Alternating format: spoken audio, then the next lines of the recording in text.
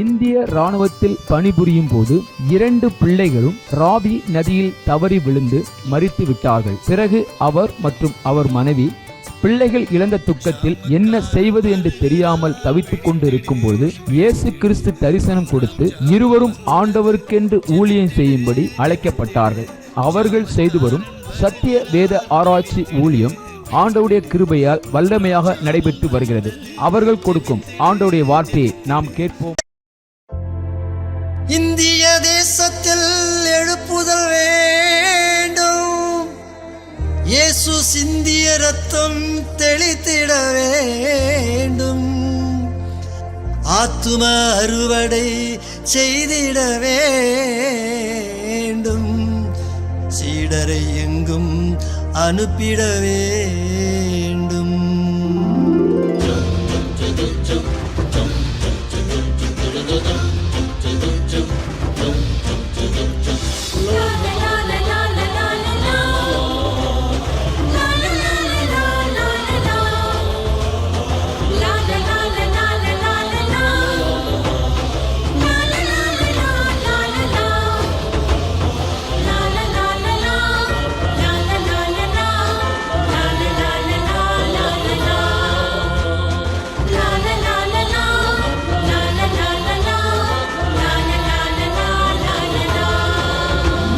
சிலுவை கொடி பறக்கட்டும், சீயோன் ராஜா வருகிறார். சிலுவை கொடி பறக்கட்டும், சீயோன் ராஜா வருகிறார். சிங்கம் போல நடந்திடு, சிறுநரிகள் ஓடிடும். சிங்கம் போல நடந்திடு, சிறுநரிகள் ஓடிடும். இந்தியாவில் வாழ்கின்ற மக்கள் ஒன்று கூடணும். இந்தியாவில் வாழ்கின்ற மக்கள் ஒன்று கூடணும். இமய முதல் குமரி வரை ஜெபாவி பொழியணும். இமய முதல் குமரி வரை ஜெபாவி பொழியணும். இமய முதல் குமரி வரை ஜெபாவி பொழியணும். சிலுவை கொடி பறக்கட்டும், சீயோன் ராஜா வருகிறார். சிலுவை கொடி பறக்கட்டும், சீயோன் ராஜா வருகிறார். சிங்கம் போல நடந்திடு, சிறுநரிகள் ஓடிடும். சிங்கம் போல நடந்திடு, சிறுநரிகள் ஓடிடும்.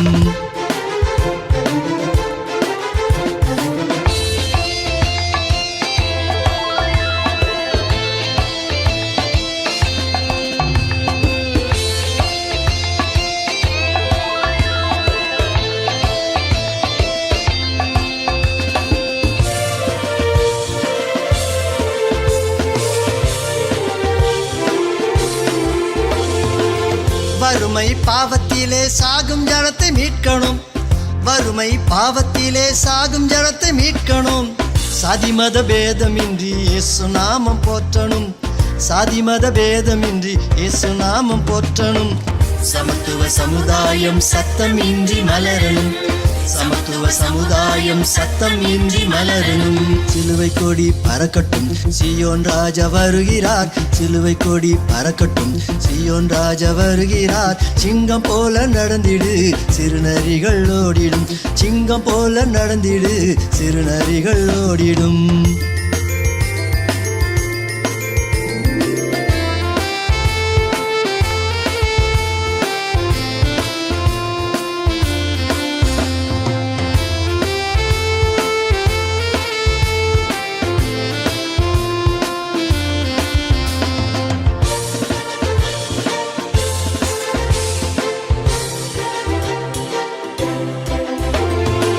சீடனும் ஜாமக்காரன் யுத்த வீரன் எழுமனும். சீடனும் ஜாமக்காரன் யுத்த வீரன் எழுமனும். நாடெங்கும் நற்செய்தி திருவசனம் விதைக்கணும்.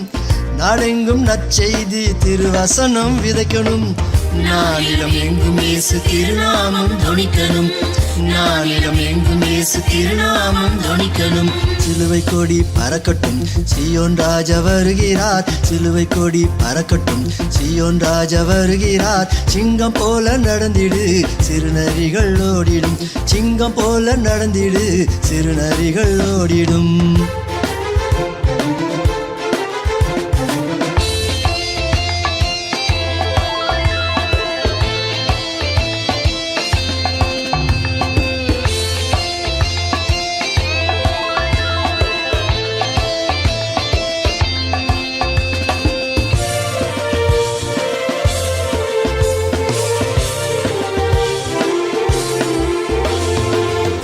வானத்தில் தூதர் கூட்டம் எக்காலதுணி கேட்கும்போது, வானத்தில் தூதர் கூட்டம் எக்காலதுணி கேட்கும்போது, இயேசு ராஜா வருவாரு எதிர்கொண்டு அழைக்கணும், இயேசு ராஜா வருவாரு எதிர்கொண்டு அழைக்கணும்.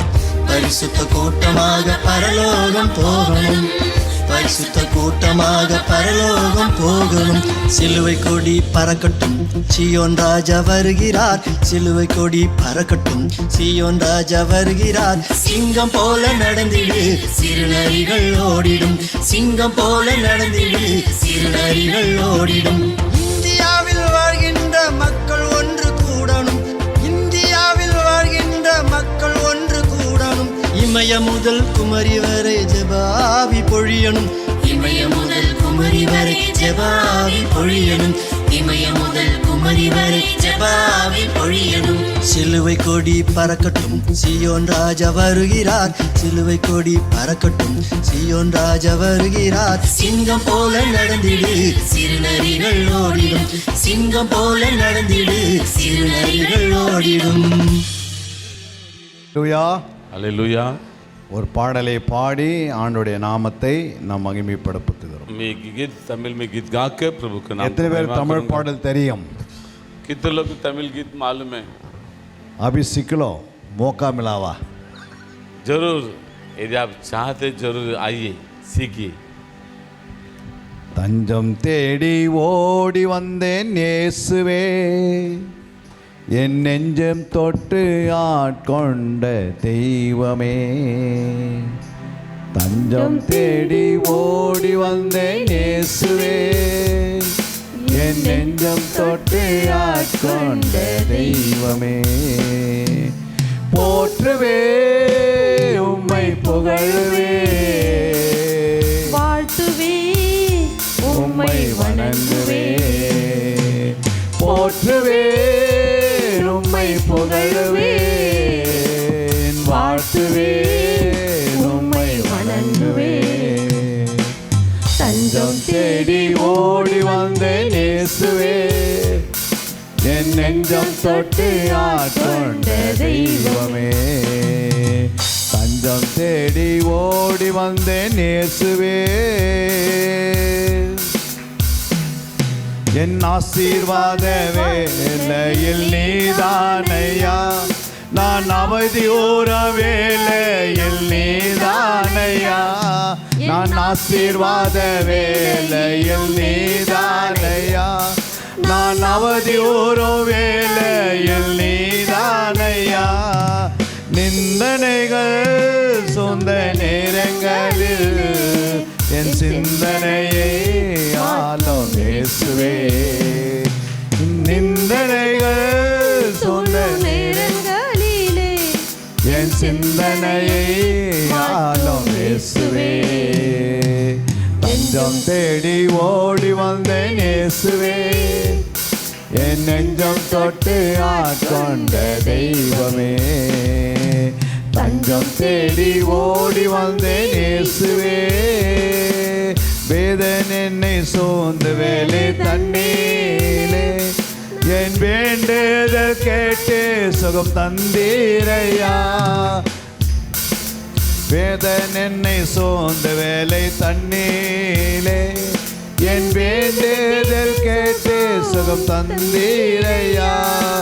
தாயே போல் என்னை அணைத்தே, தந்தை போல் என்னை ஆற்றினே. தாயே போல் என்னை அணைத்தே, தந்தை போல் என்னை ஆற்றினே. தஞ்சம் தேடி ஓடி வந்தேன் இயேசுவே, என் நெஞ்சம் தொட்டு ஆட்கொண்ட தெய்வமே. தஞ்சம் தேடி ஓடி வந்தேன் இயேசுவே, என் நெஞ்சம் தொட்டு ஆட்கொண்ட தெய்வமே. ஆனாதியா நான் அழுத நேரங்களிலே அன்புடனே என்னை விசாரித்தீரையா. ஆனாதியா நான் அழுத நேரங்களிலே அன்புடனே என்னை விசாரித்தீரையா.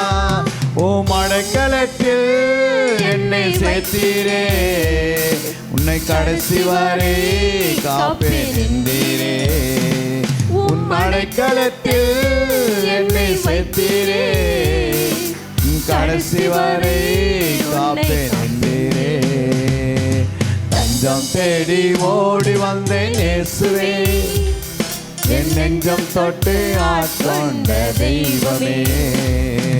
தஞ்சம் தேடி ஓடி வந்த இயேசுவே, நிலையில்லா உலகில் நிலைத்து நிற்போரே.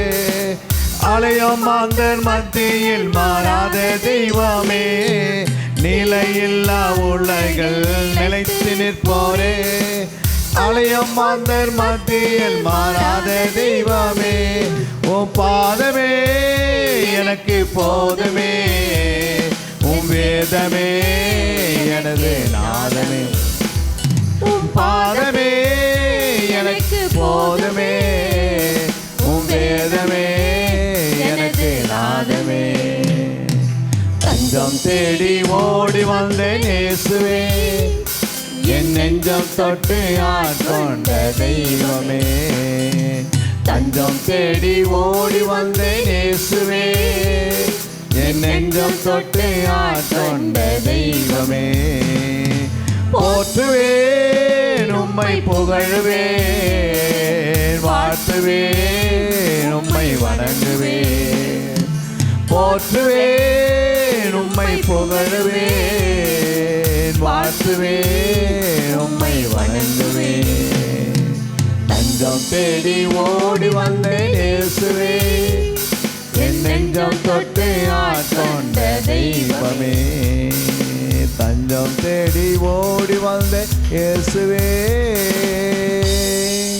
அல்லேலூயா. தஞ்சம் தேடி இயேசுவை நோக்கி வந்தேன். அல்லேலூயா. सहायता मांगते हुए मैं यीशु के पास दौड़कर आया हूँ. தஞ்சம் தேடி ஆண்டவராகிய இயேசு கிறிஸ்துவை நோக்கி நாம் வந்திருக்கிறோம். सहायता के लिए हम यीशु को दौड़कर ढूंढते हुए यीशु के पास आए. நம்முடைய நெஞ்சம் தொட்டு அவர் நம்மை ஆட்கொண்ட தெய்வம். हमारा छाती को छूक कहाँ मैं तुझे तेरा सहायता. நம்முடைய ஆசீர்வாதத்திலே வேலையிலே நீர்தான் ஐயா. आशीष के दिनों में आप ही मेरा सहायक परमेश्वर. நான் அவதியுறும் வேலையிலே நீர்தான் ஐயா. मुझे तकलीफ वेदना के टाइम पर तू ही मेरा परमेश्वर. நிந்தனைகள் சூழ்ந்த நேரங்களில் और वेदना और तकलीफ के बीच में என் சிந்தனையை ஆளும் இயேசுவே. और मेरे विचारों को राज्य करना परमेश्वर. அல்லேலூயா. हालेलुया. அதான் அந்த பாடல். यही परमेश्वर ये गीत का अर्थ. வேதனை சூழ்ந்த வேலையிலே और जो वेदना को जो घेरे हुए थे, வேண்டுதல் கேட்டு சுகம் தந்தீர். मेरा प्रार्थना को सुनकर मेरे समीप आया தாயை போல் என்னை அணைத்தீர். और माता के समान मुझे संभाला தந்தை போல் ஆற்றுகிறீர். और पिता के समान मुझे घेर लिया.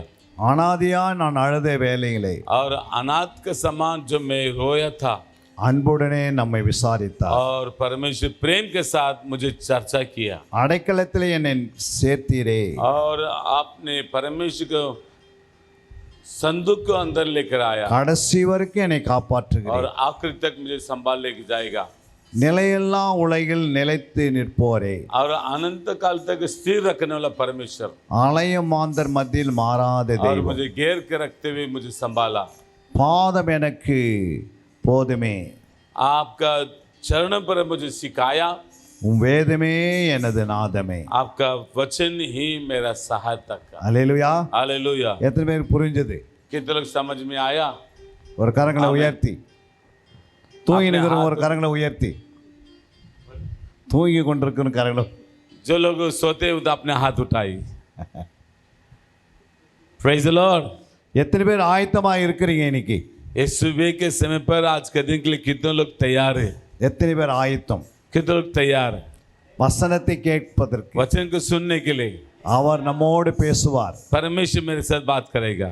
அவர் நம்மோடு பேசும்போது जब परमेश्वर हमसे बात करेगा, நமக்குள்ள இருக்கிற கவலையெல்லாம் நம்ம விட்டு விலகிறது. हमारा सारे अंदर दुख को दूर करेगा. நம்முடைய கஷ்டங்கள்லாம் நீங்கி விடுகிறது. हमारा कष्ट पूरा निकल जाएगा. நம்முடைய வேதனைகள் நீங்கி விடுகிறது. हमारा चिंताओं को दूर किया जाएगा. நம்முடைய கண்ணீர் நீங்கி விடுகிறது. हमारा आंसू निकल जाएगा. நம்முடைய கடன் பிரச்சனைகள் நீங்கி விடுகிறது. हमारा आवश्यकता को जो लेन देन था वो भी दूर की जाएगा। சாத்தானுடைய ஆளுகை முற்றிலும் அழிக்கப்படுகிறது. शैतान का सारे लक्ष्य उसका योजना नष्ट की जाएगा। அதனால தான் ஆண்டவர் பேசும்போது इसलिए परमेश्वर जब हमसे बात करता அவர் மேகத்தின் நடுவிலிருந்தே பேசுவார். वो बादलों के बीच में रहकर हमसे बात करेगा। அவர் நேரடியாக பேசினார், பூமி ரெண்டா வெடித்து விடும், பூமியே ரெண்டு பிளந்துக்கும். மேலேருந்து பேசினார். जब बादल के बीच में से बात किया भूमि दो भाग हो गया। அதாவது மேகத்துக்கு கீழே இருந்து பேசினா பூமி ரெண்டா போயிடும். जब मैं के नीचे रहकर प्रभु ने बात की तो भूमि दो भाग हो गया। அதனால தான் அவர் மேகத்துக்கு மேல இருந்து பேசுகிறார். इसलिए मेघ के ऊपर से प्रभु बात करता है। அதனால தான் பூமி அதிராத பாதுகாக்கிறார். इसलिए वो भूमि दो भाग ना होते सुरक्षित करेगा। அதான் தேவனுடைய வல்லமையை நாம் அறிந்து கொள்ள வேண்டும். इसलिए वो परमेश्वर के सामर्थ को जानना चाहिए। அல்லேலூயா. हालेलुया। அதான் ஆண்டவர் நம்மோடு பேசணும்னா நம்முடைய இருதயத்தை ஆயத்தப்படுத்தணும். यदि परमेश्वर हमसे बात करना चाहते तो हमारे हृदय को तैयार करना चाहिए। நம்ம எந்த வேலை செய்தாலும் ஆயத்தமாகிறோம். तो भी हम काम देंगे तभी हम तैयार करना होगा। குடும்பத்தில் சின்ன ஒரு ஃபங்க்ஷன் நடத்தினா கூட அதை ஆயத்தப்படுத்துகிறோம். जब हम छोटा सा घर में छोटा सा जन्मदिन कार्यक्रम को भी हम तैयारी करते हैं। அதே போலதான் ஆண்டவருடைய வார்த்தை கேட்க வருகிறவர்கள் தன்னுடைய ஆத்துமாவை சுத்தமாக்கி கொண்டு வர வேண்டும். इसलिए परमेश्वर के वचन को सुनने वाला भी अपना हृदय को अपने आत्मा को तैयार के साथ लेकर आना चाहिए। ஒரு நிலத்தில் விதையை நாம் விதைப்போமானால் यदि हमारा जमीन पर यदि बीज बोते हैं முதலாவது அந்த நிலத்தை பண்படுத்த வேண்டும். सबसे पहले वो जमीन को हम हल चलाना चाहिए। அந்த நிலத்தை பண்படுத்தாமல் விதைகளை நாம் விதைத்தோமானால் அது நமக்கு பலன் உண்டாக்கி தராது. आपको मालूम है जब तक जमीन पर हल नहीं चलाते तब तक वो बीज हमको फलवंत नहीं ला सकता। सही बात है ना जी? Praise the Lord। அதே போல்தான் நம்முடைய இருதயங்களை நாம் ஆயத்தமாக வைத்து கொண்டோமானால் इसलिए उसी प्रकार हमारे हृदय को तैयार के साथ हल चलाकर तैयार के साथ रखते हैं हमारे हृदय को। அந்த ஆயத்தமுள்ள இருதயம் 100 மடங்கு ஆசீர்வாதத்தை பெற்றுக்கொள்கிறது. उसी प्रकार तैयार किए हुए हृदय को परमेश्वर 100 गुना आशीषित करेगा। 100 மடங்கு ஆசீர்வாதத்தை ஒரே மெசேஜில் நீங்கள் பெற்றுக்கொள்ள போக முடியும். 100 गुना आशीष को एक ही बार का संदेश से आप प्राप्त कर सकता है। மத்தேயு 13ஆம் அதிகாரம் 23ஆம் வசனம் சொல்லுகிறது.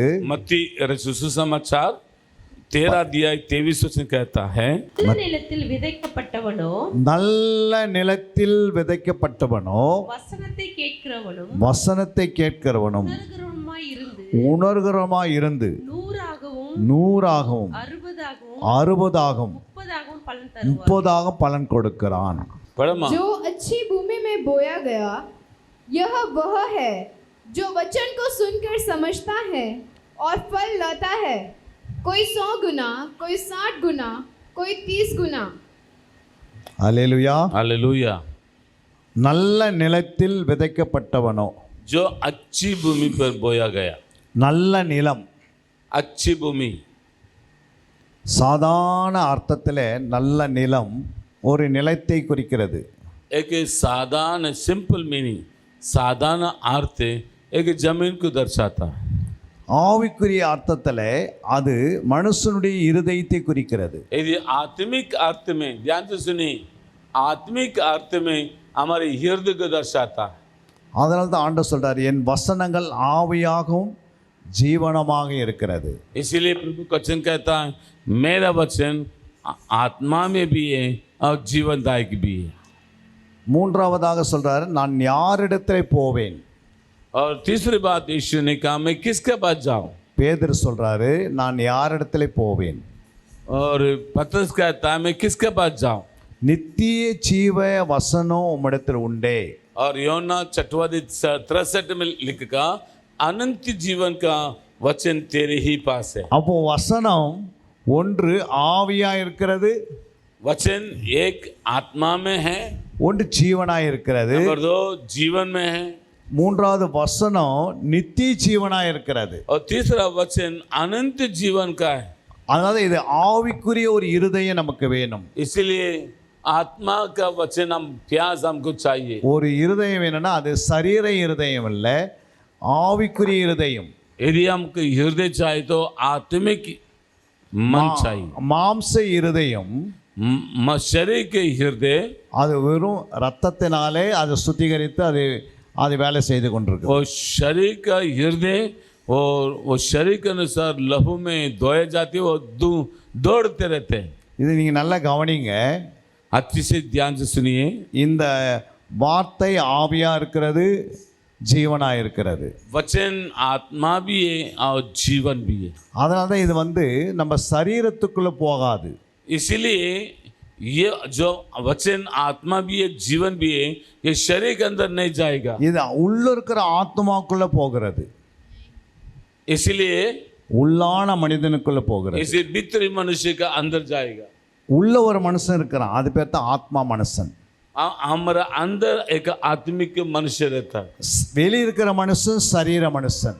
इसलिए वो आत्मिक मनुष्य जो शरीर के अनुसार समझ में नहीं पाएगा. அதான் 2 கொரிந்தியர் 4:16 வாசிக்கும் போது पढ़ेंगे दूसरा कोरिन्थी 4:16. इसलिए हम हियाव नहीं छोड़ते, यद्यपि हमारा बाहरी मनुष्यत्व नष्ट होता जाता है, तो भी हमारा भीतरी मनुष्यत्व दिन प्रतिदिन नया होता जाता है. ஆனபடியினாலே நாங்கள் நாங்கள் சோர்ந்து போகிறதில்லை. इसलिए हम इस बातों को हम हियाव नहीं छोड़ते. எங்கள் புறமான மனுஷனது அழிந்தும் हमारा बाहरी मनुष्य तो नाश होते जाता है, உள்ளான மனுஷனது நாளுக்கு நாள் புதிதாக்கப்படுகிறது. तो भी हमारा भीतरी मनुष्य तो दिन प्रतिदिन नया होते जाता இங்க है. 2 மனுஷனை குறித்து ஆண்டவர் பேசுகிறார். यहाँ 2 प्रकार का मनुष्य को परमेश्वर हमको समझाता है. அல்லேலூயா. ஒன்று சரீர மனுஷன், एक शरीर का मनुष्य है, இரண்டாவது ஆத்மா மனுஷன்.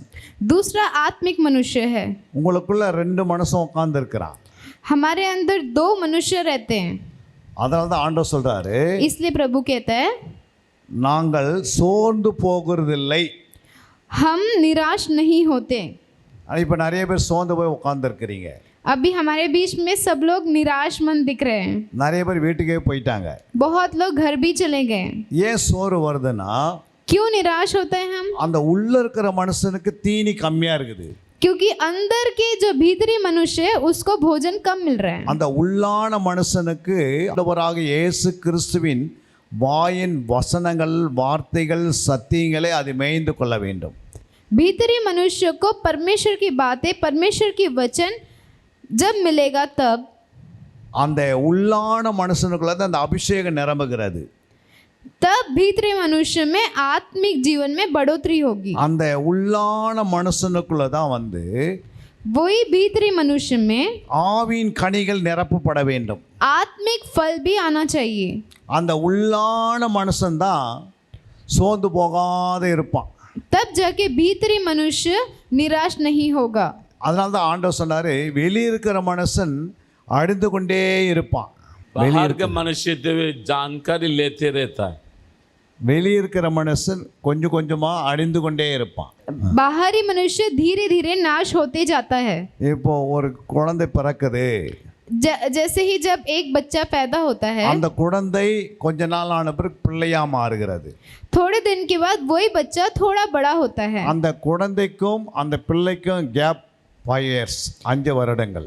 एक बच्चे को और एक लड़के को जो वो एज का अंतर होता है वो 5 साल का अंतर होता है. அந்த பிள்ளையிலிருந்து அந்த பிள்ளை வாலிபனா வருவதற்கு 12 வருஷம் ஆகிறது.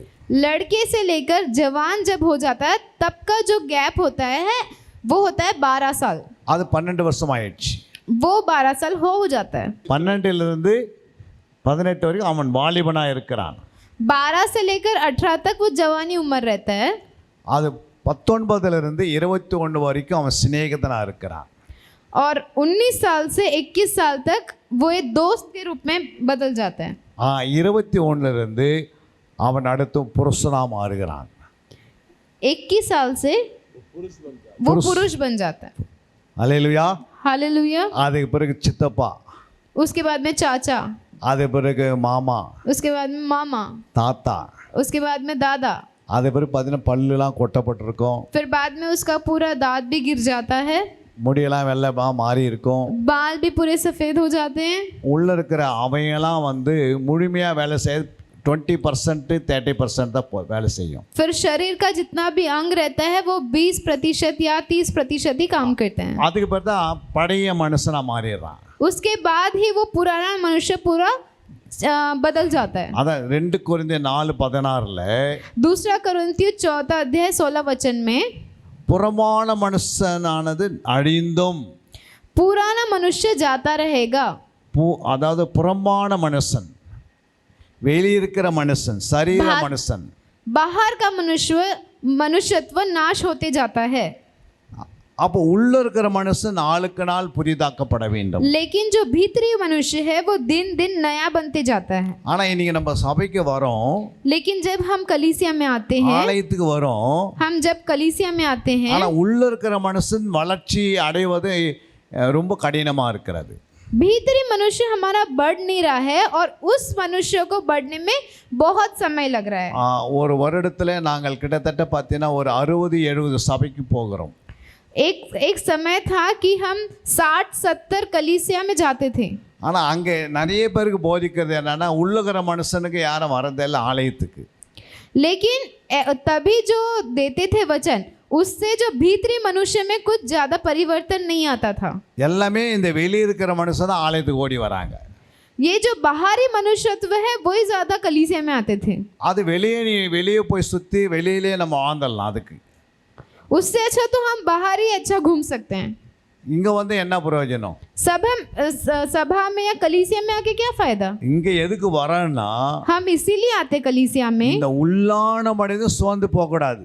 भीतरी मनुष्य निराश नहीं होना चाहिए, इसलिए आते हैं. அப்படிதான் அங்கே எழுதியிருக்கிறாரு. वचन में लिखा है जैसे, நாங்கள் சோர்ந்து போகிறது இல்லை. हम निराश नहीं होते हैं. எல்லாம் அந்த வசனத்தை பாருங்க. हम वो वचन देखेंगे. நாங்கள் சோர்ந்து போகிறது இல்லை. हम निराश नहीं होते हैं, हम हियाव नहीं छोड़ते, ऐसे हिंदी में लिखा है 16 वचन. நாங்கள் சொல்லும் போது அது பன்மையிலேயே சொல்கிறார். हम अगर लिखा है तो उसने खुद के लिए लिखा है. இப்போ நாங்கள் என்பது சபையை குறிக்கிறது. हम बोले तो कलीसिया के लोग जितने सभा में बैठे ஒரு हैं. மேய்ப்பன் உட்கார்ந்து இருக்கிறார்னா अगर चरवा बैठे हैं तो அந்த மேய்ப்பனுக்கு அந்த மந்தைகளும் உட்காரணும். अगर चरवा बैठा है तो हम भी उनके बीच में बैठना चाहिए. இப்போ மந்தைக்கு குறைவாயிடுச்சு. अगर कलीसिया में सभा के लोग कम हो गए, அந்த ஆடானது அந்த மந்தையானது மேய்ப்பின் கீழே இருக்க அதுக்கு விருப்பமில்லாமல் இருக்கிறது.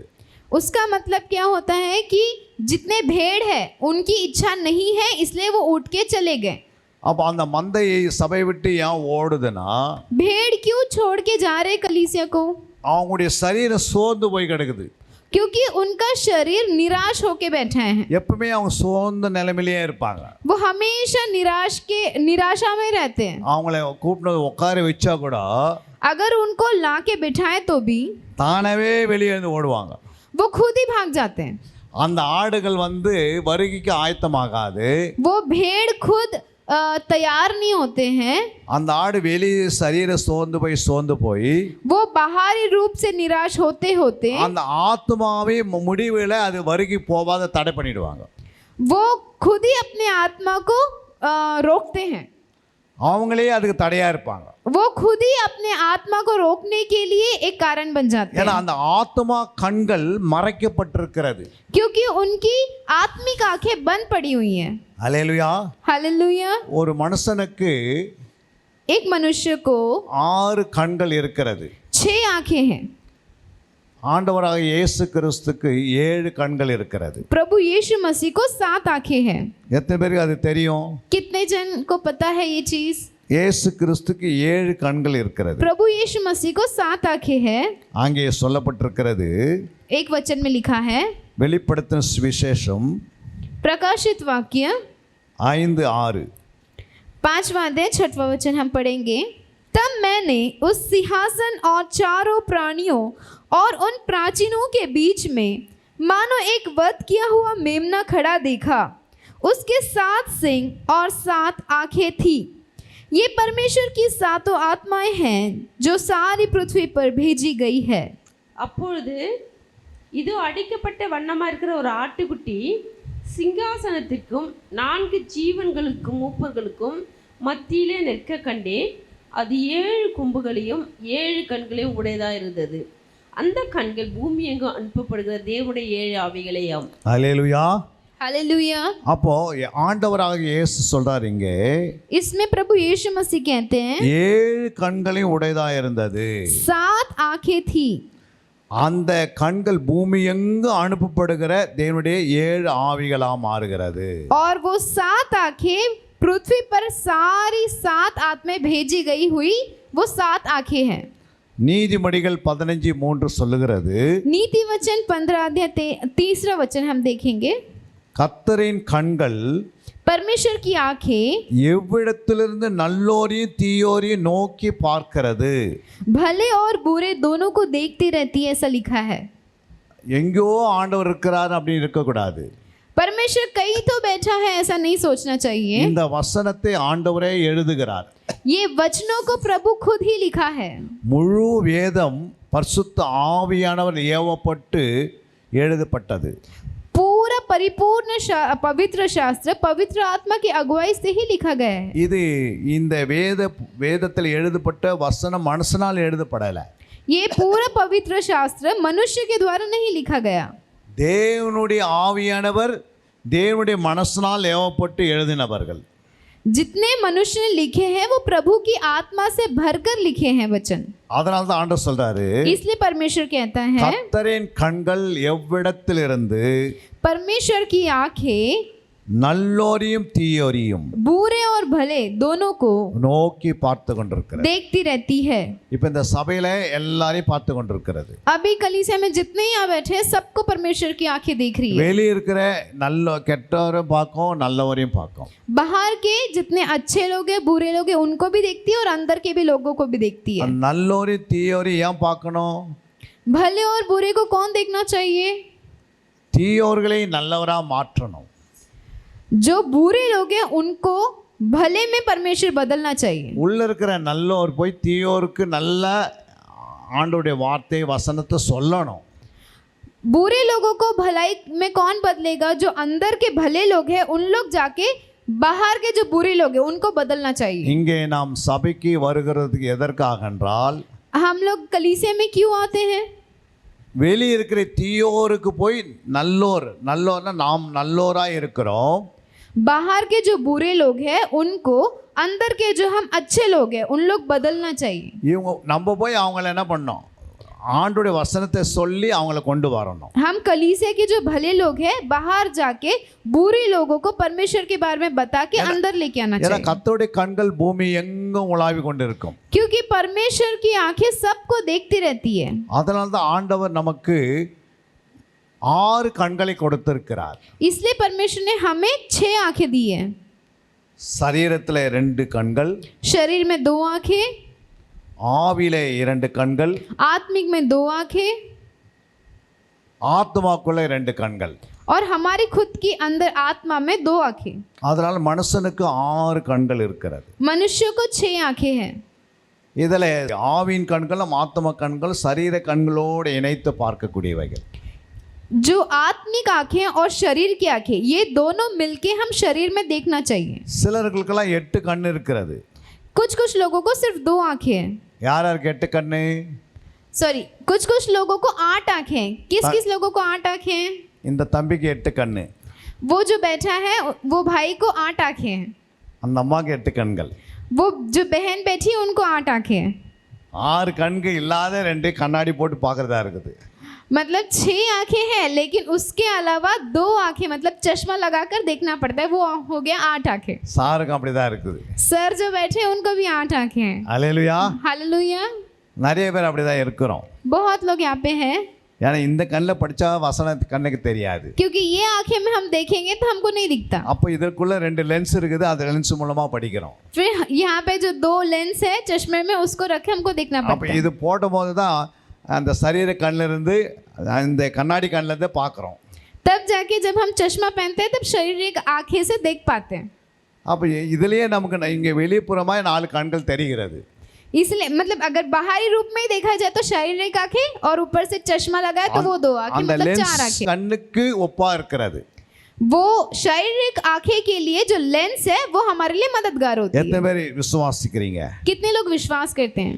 ஏசாயா 29:18 சொல்கிறது, यशाया 21 में उसका 18 वचन देखते हैं। அக்காலத்திலே செவிடர் புஸ்தகத்தின் வசனங்களை கேட்பார்கள், குருடரின் கண்கள் இருளுக்கும் அந்தகாரத்துக்கும் நீங்களாகி பார்வையடையும். ஹல்லேலூயா. उस समय बहरे पुस्तक की बातें सुनने लगेंगे और अंधे जिन्हें अभी कुछ नहीं सूझता वे देखने लगेंगे। அக்காலத்திலே செவிடர் புஸ்தகத்தின் வசனங்களை கேட்பார்கள், उस समय बहरे पुस्तक की बातें को सुनने लगेंगे। குருடரின் கண்கள் இருளுக்கும் அந்தகாரத்துக்கும் நீங்களாகி பார்வடையும்। और अंधे जिन्हें अभी कुछ नहीं सूझता वे देखने लगेंगे। ஹல்லேலூயா. हालेलुया। இப்போ குருடர் கண்களை முதல் ஆண்டவர் திறக்கிறார். परमेश्वर सबसे पहले अंधों की आंखों को खोलता है। எத்தனை பேர் குருடர் கண்ணை திறந்திருக்காரு நீங்க பார்த்திருப்பீங்க? कितने लोगों को परमेश्वर ने अंधों को आंखें चंगा किया, आप पढ़ते हैं। ஏன்னா அவங்க சரீரத்தில் எதுவும் பார்க்க முடியாது. क्योंकि उनको शरीर से नहीं दिख पाता है। ஆண்டவராக இயேசு கிறிஸ்து ஊழியம் செய்கிற காலகட்டத்தில் जब यीशु मसीह सेवकाई की इस दुनिया में எத்தனையோ பேர் கண்கள் குருடாகப்பட்டவர்களாக இருந்தார்கள். बहुत लोग अंधे थे शारीरिक आंखें में। ஒரு குருடனுக்கு ஆண்டவர் கண்ணை திறக்கிறாரு. यीशु मसीह ने एक अंधे को आंखें को चंगा किया, ஆனால் அந்த கண் அவனுடைய கண் திறக்காத இருக்கிறதுக்கு அவன் பாவத்தை செய்ய முடியாது. उसकी आंखें जब तक बंद थी तब तक वो पाप नहीं कर पाया। ஆனால் கண் திறந்த பிறகு தான் பாவம் செய்வதற்கு என்ன வரும்? लेकिन जब उसकी आंखें खुलती हैं तब वो पाप करने लगता है। ஒருவன் குருடனாக இருந்தால் அவன் பாவம் செய்ய முடியாது. एक व्यक्ति जब तक अंधा रहता है तब तक वो पाप नहीं कर पाता। நம்ம ரெண்டு கண்ணுவே மூடப்பட்டுச்சுன்னா எப்படி பாவம் செய்ய முடியும்? अगर हमारी आंखें दोनों बंद रहती तब हम कैसे पाप कर पाएंगे? உங்க ரெண்டு கண்ணை நீங்க மூடி 24 மணி நேரம் இருங்க வீட்டில். हम घर पे जस्ट सोचो कि हम 24 घंटे घर पे हैं और आंखें बंद हैं, அப்போ பாவம் செய்ய முடியுமா? क्या हम पाप कर सकते हैं? नहीं कर सकते, முடியாது. नहीं कर सकते। ஆனால் கண்ணின் வழியாகத்தான் பாவம் உள்ளே வருது. आंखों के द्वारा ही पाप अंदर आता है। எத்தனை பேர் புரியுது? कितने लोगों को समझ में आ रहा है? சரீரத்துக்கு கண்ணு தான் விளக்கு. हमारे शरीर के लिए आंखें ही दीपक है। கண்ணின் மூலமாக தான் எல்லாம் அட்டாக் பண்ணுறது. हमारी आंखों के ही वजह से सब कुछ बाहर की चीजें अटैक करती है। அதனால ஒரு கண் உனக்கு இடரலா இருந்தால் அது பிடுங்கி போடுன்றாரு. इसलिए वचन में लिखा है अगर एक आंखें भी तुम्हें तकलीफ दे रही है तो उसको उखाड़ के फेंक दे, அப்படின்னு இயேசு சொல்லி இருக்கிறார். ऐसे यीशु मसीह ने वचन में बताया है। எத்தனை பேருக்கு அது புரியும்? कितने लोगों को वो समझता है? ஒருவன் குருடனா இருந்தால் अगर एक जन अंधा है அவனால் பாவம் செய்யவே முடியாது. उससे पाप होता ही नहीं है। அதனால தான் குருடன் கண்களை கர்த்தர் திறக்கிறார். इसीलिए यीशु मसीह अंधे की आंखें को खोलता है। இரண்டாவது அவன் உலகத்தை பார்க்க வேண்டும். परमेश्वर इसलिए खोलता है कि वो दुनिया को देख पाए। அது பார்த்த பிறகு தன்னுடைய கண்ணை அவன் பரிசுத்தமாய் வைத்துக் கொள்ள வேண்டும்.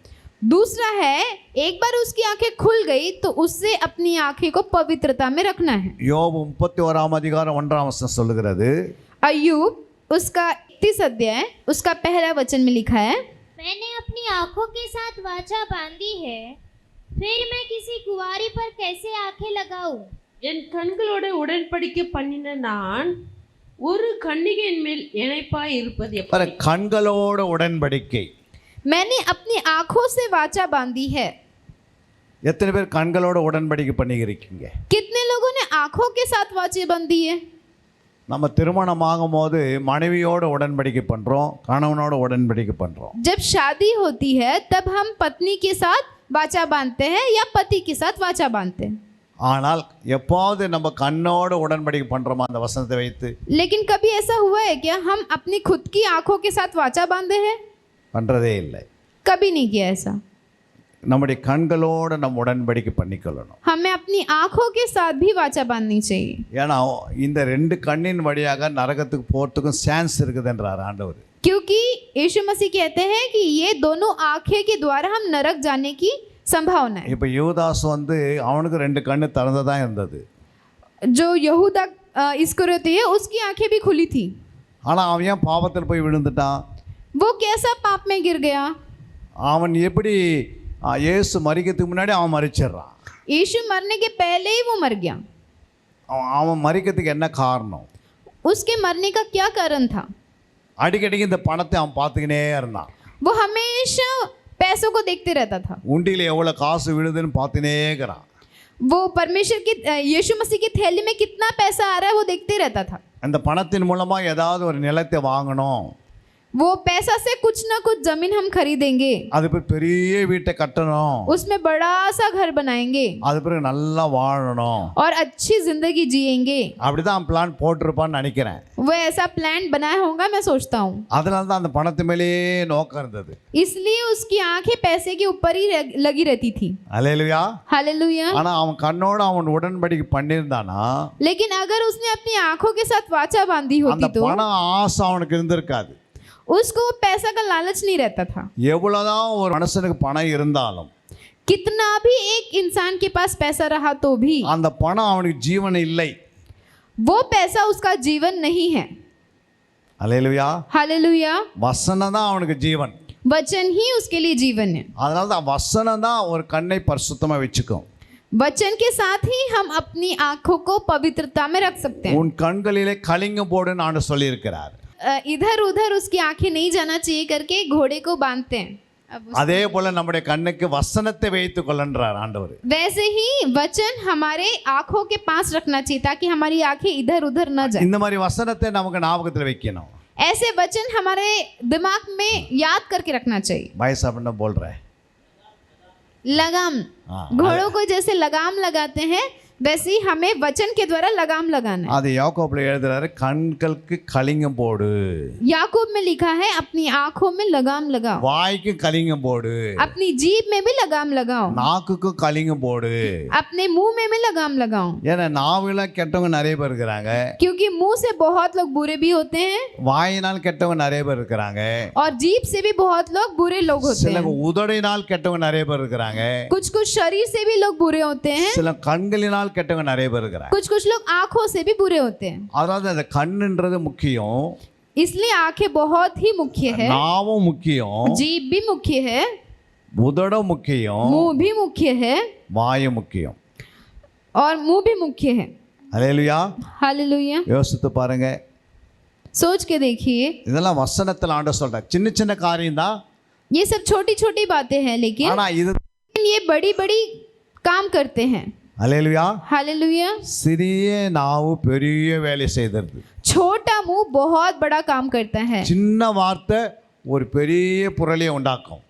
छोटा शब्द बहुत चीजें उत्पन्न करती है। அதுதான் நாவை குறித்து எச்சரிக்கையாரு, इसीलिए अपनी मुंह के लिए बहुत सावधान रहना चाहिए, வாயை குறித்து எச்சரிக்கையாரு. मुंह के लिए बहुत सावधान रहना चाहिए। அல்லேலூயா. हालेलुया। நீ எதை பேசினாலும் நெகட்டிவா பேசாத. जो भी बात करे नकारात्मक नहीं बोलिए। அல்லேலூயா. हालेलुया। எதை பேசினாலும் என்ன பேசக்கூடாது, நெகட்டிவா பேசக்கூடாது.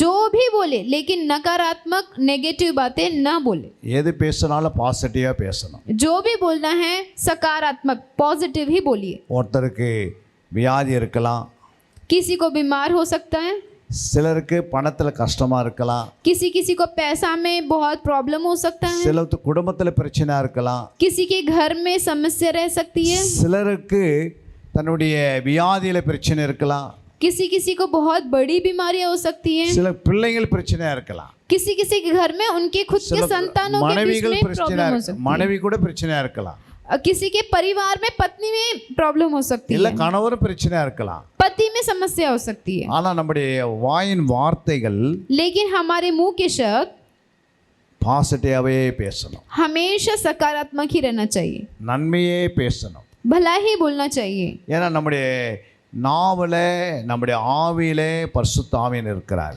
क्योंकि हमारे मुंह में हमारी आत्मा में पवित्र आत्मा निवास करते हैं। நமக்குள்ள ஆவியன் இருக்கிறதை நீங்கள் அறியணும். हमारे अंदर पवित्र आत्मा है करके हम अनुभव करना चाहिए। எத்தனை பேர் விசுவாசிக்கிறீங்க? कितने लोग विश्वास करते हैं? எல்லாமே விசுவாசிக்கிறேன். सभी लोग विश्वास करते हैं. அல்லேலூயா. हालेलुया. அப்ப இந்த ஆவியினாலே நம்ம எப்பவுமே அபிஷேகத்துல நிரப்பப்பட்டுக்கினே இருக்கணும்.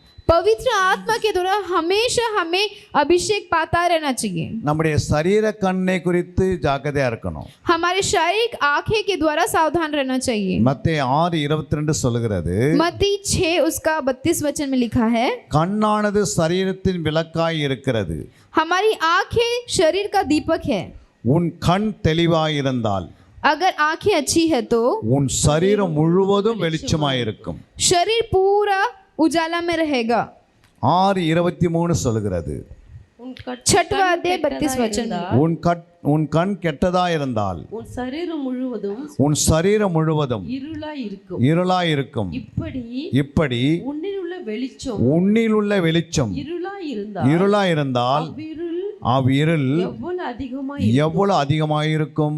मत्ती 6वां अध्याय 22 और 23 में लिखा है, शरीर का दिया आंखें हैं, इसीलिए यदि तेरी आंखें निर्मल हो तो तेरा सारा शरीर भी उजाला होगा, परंतु यदि तेरी आंख बुरी हो तो तेरा सारा शरीर भी अंधियारा होगा. इस कारण वो उजाला जो तुझ में है यदि अंधकार हो जाए तो वह अंधकार कैसा बड़ा होगा. அல்லேலூயா. हालेलुया. ஆண்டவர் இந்த உலகத்திலே यीशु मसीह इस दुनिया में ஆதாமை உண்டாக்கும் போது, परमेश्वर ने जब आदम को बनाया, யாவாளை உண்டாக்கும் போது हवा को बनाया, அவங்களுக்கு மாம்ச கண்ணை உருவாக்கவில்லை, उनकी शारीरिक आंखों को नहीं उत्पन्न किया, சரீர கண்ணை உண்டாக்கவில்லை. उनकी शारीरिक आंखें बनाया ही नहीं. அவங்களுக்கு எல்லாமே ஆவிக்குரிய கண்ணில் தான் ஆண்டு உண்டாக்கி தந்தார். परमेश्वर ने जब उनको बनाया तब आत्मिक रीति से ही उनकी आंखें बनाया. அவங்க நேரடியாக ஆண்டவரை பார்த்து பேசுவாங்க. परमेश्वर उनसे आमना सामना बात करता था. அவங்க தேவனுடைய சாயல்ல படைக்கப்பட்டவங்க. परमेश्वर अपने जैसे ही उन लोग को बनाया. அவர்கள் தேவனோடு அனுதினம் பார்த்து பேசுகிறவளா இருந்தாங்க. वो हर दिन परमेश्वर को देख के बात करते थे. தேவன் தோட்டத்தில் வரும்போதெல்லாம் ஆண்டவர் டைரக்டாவே ஆதாம் ஏவாளும் பேசுகிறவளா காணப்பட்டாங்க. जब भी परमेश्वर आदम की वाटिका में आता था तब आदम और हवा से दोनों से आमना सामना करके बात करता था. அல்லேலூயா. हालेलुया. இது எல்லாருக்குமே தெரியும். इधर सभी को जानते हैं. அவங்களுடைய சரீர கண் திறக்கப்படல. हम सभी जानते हैं उसकी शारीरिक आंखें नहीं खुली, அதனால தான் அவங்க தோட்டத்துக்குள்ளேயே காணப்பட்டார்கள். इसीलिए वो अदन की वाटिका में ही रहते थे. ஆதியாகமம் 3ஆம் அதிகாரம் 7ஆம் வசனத்துக்கு வந்தீங்கன்னா, ஆதியாகமம் 3:7, उत्पत्ति 3रा अध्याय उसके 7वां वचन हम पढ़ेंगे. तब उन दोनों की आंखें खुल गई और उनको मालूम हुआ कि वे नंगे हैं, इसीलिए उन्होंने अंजीर के पत्ते जोड़ जोड़ कर लंगोट बना लिए. அப்பொழுது அவர்கள் இருவருடைய கண்களும் திறக்கப்பட்டது. அவர்கள் தாங்கள் நிர்வாணிகள் என்று அறிந்து அத்தி இலைகளை தைத்து தங்களுக்கு அரைக்கச்சைகளை உண்டு பண்ணினார்கள். அல்லேலூயா. हालेलुया. கரங்களை தட்டி தேவ நாமத்தை மகிமைப்படுத்துங்க. ताली बजा के परमेश्वर की महिमा करेंगे. ஒரு பாடலை பாட போறோம். ஒரு வரி பாடிட்டு மறுபடியும் வசனத்துக்கு வந்துருவோம். हम छोटा गीत गाएंगे, फिर से हम वचन पढ़ेंगे. தாயினும் அன்பு உள்ளவரே, என் தந்தையிலும் இரக்கமுள்ளவரே, உம்மை நன்றியோடு அன்பு கூறுவே, என் வாணாலெல்லாம் துதிப்பேன் ஐயா. தாயினும் அன்பு உள்ளவரே, என் தந்தையிலும் இரக்கமுள்ளவரே, உம்மை நன்றியோடு அன்பு கூறுவே, என் வாணாலெல்லாம் துதிப்பேன் ஐயா. தாயினோ அன்பு உள்ளவரே, என் தந்தையிலும் இரக்கமுள்ளவரே. அல்லேலூயா. हालेलुया. நம்முடைய ஆண்டவராகிய இயேசு கிறிஸ்து हमारा परमेश्वर प्रभु यीशु मसीह தாயினும் அன்பு உள்ளவரே, हमारी माता से भी ज्यादा प्रेम करता है, என் தந்தையிலும் இரக்கமுள்ளவரே, पिता से भी ज्यादा प्रेम करता है. உம்மை நன்றியோடு அன்பு கூறுவேன், हम आपको धन्यवाद करते हैं. என் வாழ்நாளெல்லாம் உம்மை துதிப்பேன் என்று சொல்லப்பட்டது அந்த பாடல். मैं अपने जीवन भर तेरी स्तुति करूंगा, ऐसा वो गीत कहता है. ஆதியாகமம் 3ஆம் அதிகாரம் 7ஆம் வசனத்தை நாம் வாசித்தோம். उत्पत्ति 3रा अध्याय उसका 7वां वचन में हमने पढ़ा. அங்க பாருங்க, இருவருடைய கண்களும் திறக்கப்பட்டது. उसमें लिखा है उन दोनों की आंखें खुल गई. அது திறக்கப்பட்ட பிறகு அவர்கள் தாங்கள் நிர்வாணிகள் என்று அறிந்து, जब उनको ये पता हुआ कि उनकी आंखें खुल गई, तब उनको पता हुआ कि हम दोनों नंगे हैं। அல்லேலூயா. हालेलुया। கண்கள் திறக்கப்பட்ட பிறகுதான் நிர்வாணி என்று தெரிஞ்சது. जब उनकी आंखें खुली तब उनको पता चला कि हम नंगे हैं। ஆனா இரண்டாம் அதிகாரத்துக்குள்ள நீங்கள் பார்க்கும்போது, लेकिन अगर तुम दूसरा अध्याय में देखोगे, அங்கே ஆதாம் ஏவாள் நிர்வாணமாய் இருந்தும் அவர்கள் நிர்வாணம் என்று அறியாதிருந்தார்கள். उन लोग तभी भी नंगे थे, लेकिन उनको नहीं पता था कि हम नंगे हैं। காரணம் என்ன? क्या कारण है? இங்கே பாவம் செய்யவில்லை, அங்க பாவம் செய்திருக்கிறார்கள். उसमें पाप नहीं किया, इसमें पाप किया। இரண்டாம் அதிகாரத்திலே அவங்க பரிசுத்தமாக இருந்தார்கள். दूसरे अध्याय में वो पवित्रता में थे, ஆனால் மூன்றாம் அதிகாரத்துக்கு வரும்போது लेकिन तीसरा अध्याय में जब आए, அவர்கள் பாவத்திலே விழுந்து விட்டார்கள். वो पाप में गिर चुके थे। அவங்களுடைய சரீர கண் திறக்கப்பட்டாயிற்று. उनकी शरीर की आंखें खुल गई थी। அவங்களுக்கு ஏதேன் தோட்டம் என்ற ஆசீர்வாதம் அவங்க இழந்து விட்டார்கள். वो अदन की वाटिका की जो आशीष थी वो खो दिए थे। அதுக்கு பிறகு அவர்கள் விரட்டப்பட்டார்கள், फिर उनको भगाया गया, துரத்தப்பட்டார்கள். उनको भगाया गया। ஆண்டவரே துரத்தினார். परमेश्वर ने ही उनको भगा दिया। அல்லேலூயா. हालेलुया। எவ்வளவு வேதனைக்குரியது. कितना दुख भरा था ये, अगर हम देखते हैं तो। கர்த்தர் அவர்களை பரிசுத்தமாக உருவாக்கினார். जब परमेश्वर ने उनको बनाया तब पवित्रता में बनाया, அவர்களை தேவன் சாயலாகவே உருவாக்கினார். अपने जैसा ही उन लोग को बनाया था। எவ்வளவு பெரிய ஆசீர்வாதத்தை இழந்தார்கள். परमेश्वर ने उनको कितना बड़ा आशीष दिया था, ஆனால் அந்த ஆசீர்வாதம் ஃபுல்லா இழந்து விட்டார்கள். लेकिन उन्होंने पूरी आशीष को खो दिया था। இப்போது நாம் எல்லாமே சரீர கண் திறந்து பார்த்து கொண்டிருக்கிறோம். अभी हम जितने भी लोग हैं, हमारी शरीर की आंखें खुली है। இப்போ இந்த ஆன்மா கண் திறக்க வேண்டும். மறுபடியும் अगर हमारे फिर से आत्मिक आंखें खुलना चाहिए तो இந்த சரீர கண் நமக்கு மூடப்பட வேண்டும். हमारी शरीर की आंखें बंद होनी चाहिए। அப்படின்னா என்ன? ஆத்மா குறித்தே நீங்கள் யோசிக்கணும். इसका मतलब हम आत्मिकता ही के बारे में सोचना चाहिए, ஆத்மா குறித்தே பேசணும். आत्मिकता के बारे में ही बोलना चाहिए। அப்பதான் சரீர கண் வந்து பாவத்தில் விழாது. तब जाकर शरीर की आंखें पाप में नहीं जाएगी। இந்த மனக்கண்கள் திறக்கப்பட வேண்டியது அவசியம். हमारी भीतरी आंखें जब खुलेगी, அங்கே तब சொல்லப்பட்டிருக்கிறது, जैसे वचन में लिखा है, லூக்கா 24ஆம் அதிகாரம், लूका उसका 24वां अध्याय, அதுக்கு முன்பாக சங்கீதம் 119:18. உமது வேதத்துள்ள அதிசயங்களை நான் பார்க்கும்படிக்கு என் கண்களை திறந்தருளும்। भजन संहिता 119 उसका 18। मेरी आंखें खोल दे कि मैं तेरी व्यवस्था की अद्भुत बातें देख सकूं। தாவீது दाऊद ஒரு ஜெபம் பண்ணுகிறார். एक प्रार्थना यहाँ करता है। அவர் என்ன ஜெபம் பண்ணி கொண்டிருக்கிறார்? वो क्या प्रार्थना करता है? ஆண்டவரே, உம்முடைய வேதத்தில் உள்ள அதிசயங்களை பார்க்க प्रभु तेरी व्यवस्था की अद्भुत बातें देखने के என் लिए கண்களை திறந்தருளும். मेरी आंखें खोल दे। இந்த ஜெபத்தை எப்போது நீங்க ஏறெடுத்திருக்கிறீங்களா? कभी तुमने ऐसी प्रार्थना की है? எப்போது நீங்க இப்படிப்பட்ட ஜெபத்தை பண்ணிக்கிறீங்களா? कभी तो भी ऐसी प्रार्थना तुमने की है?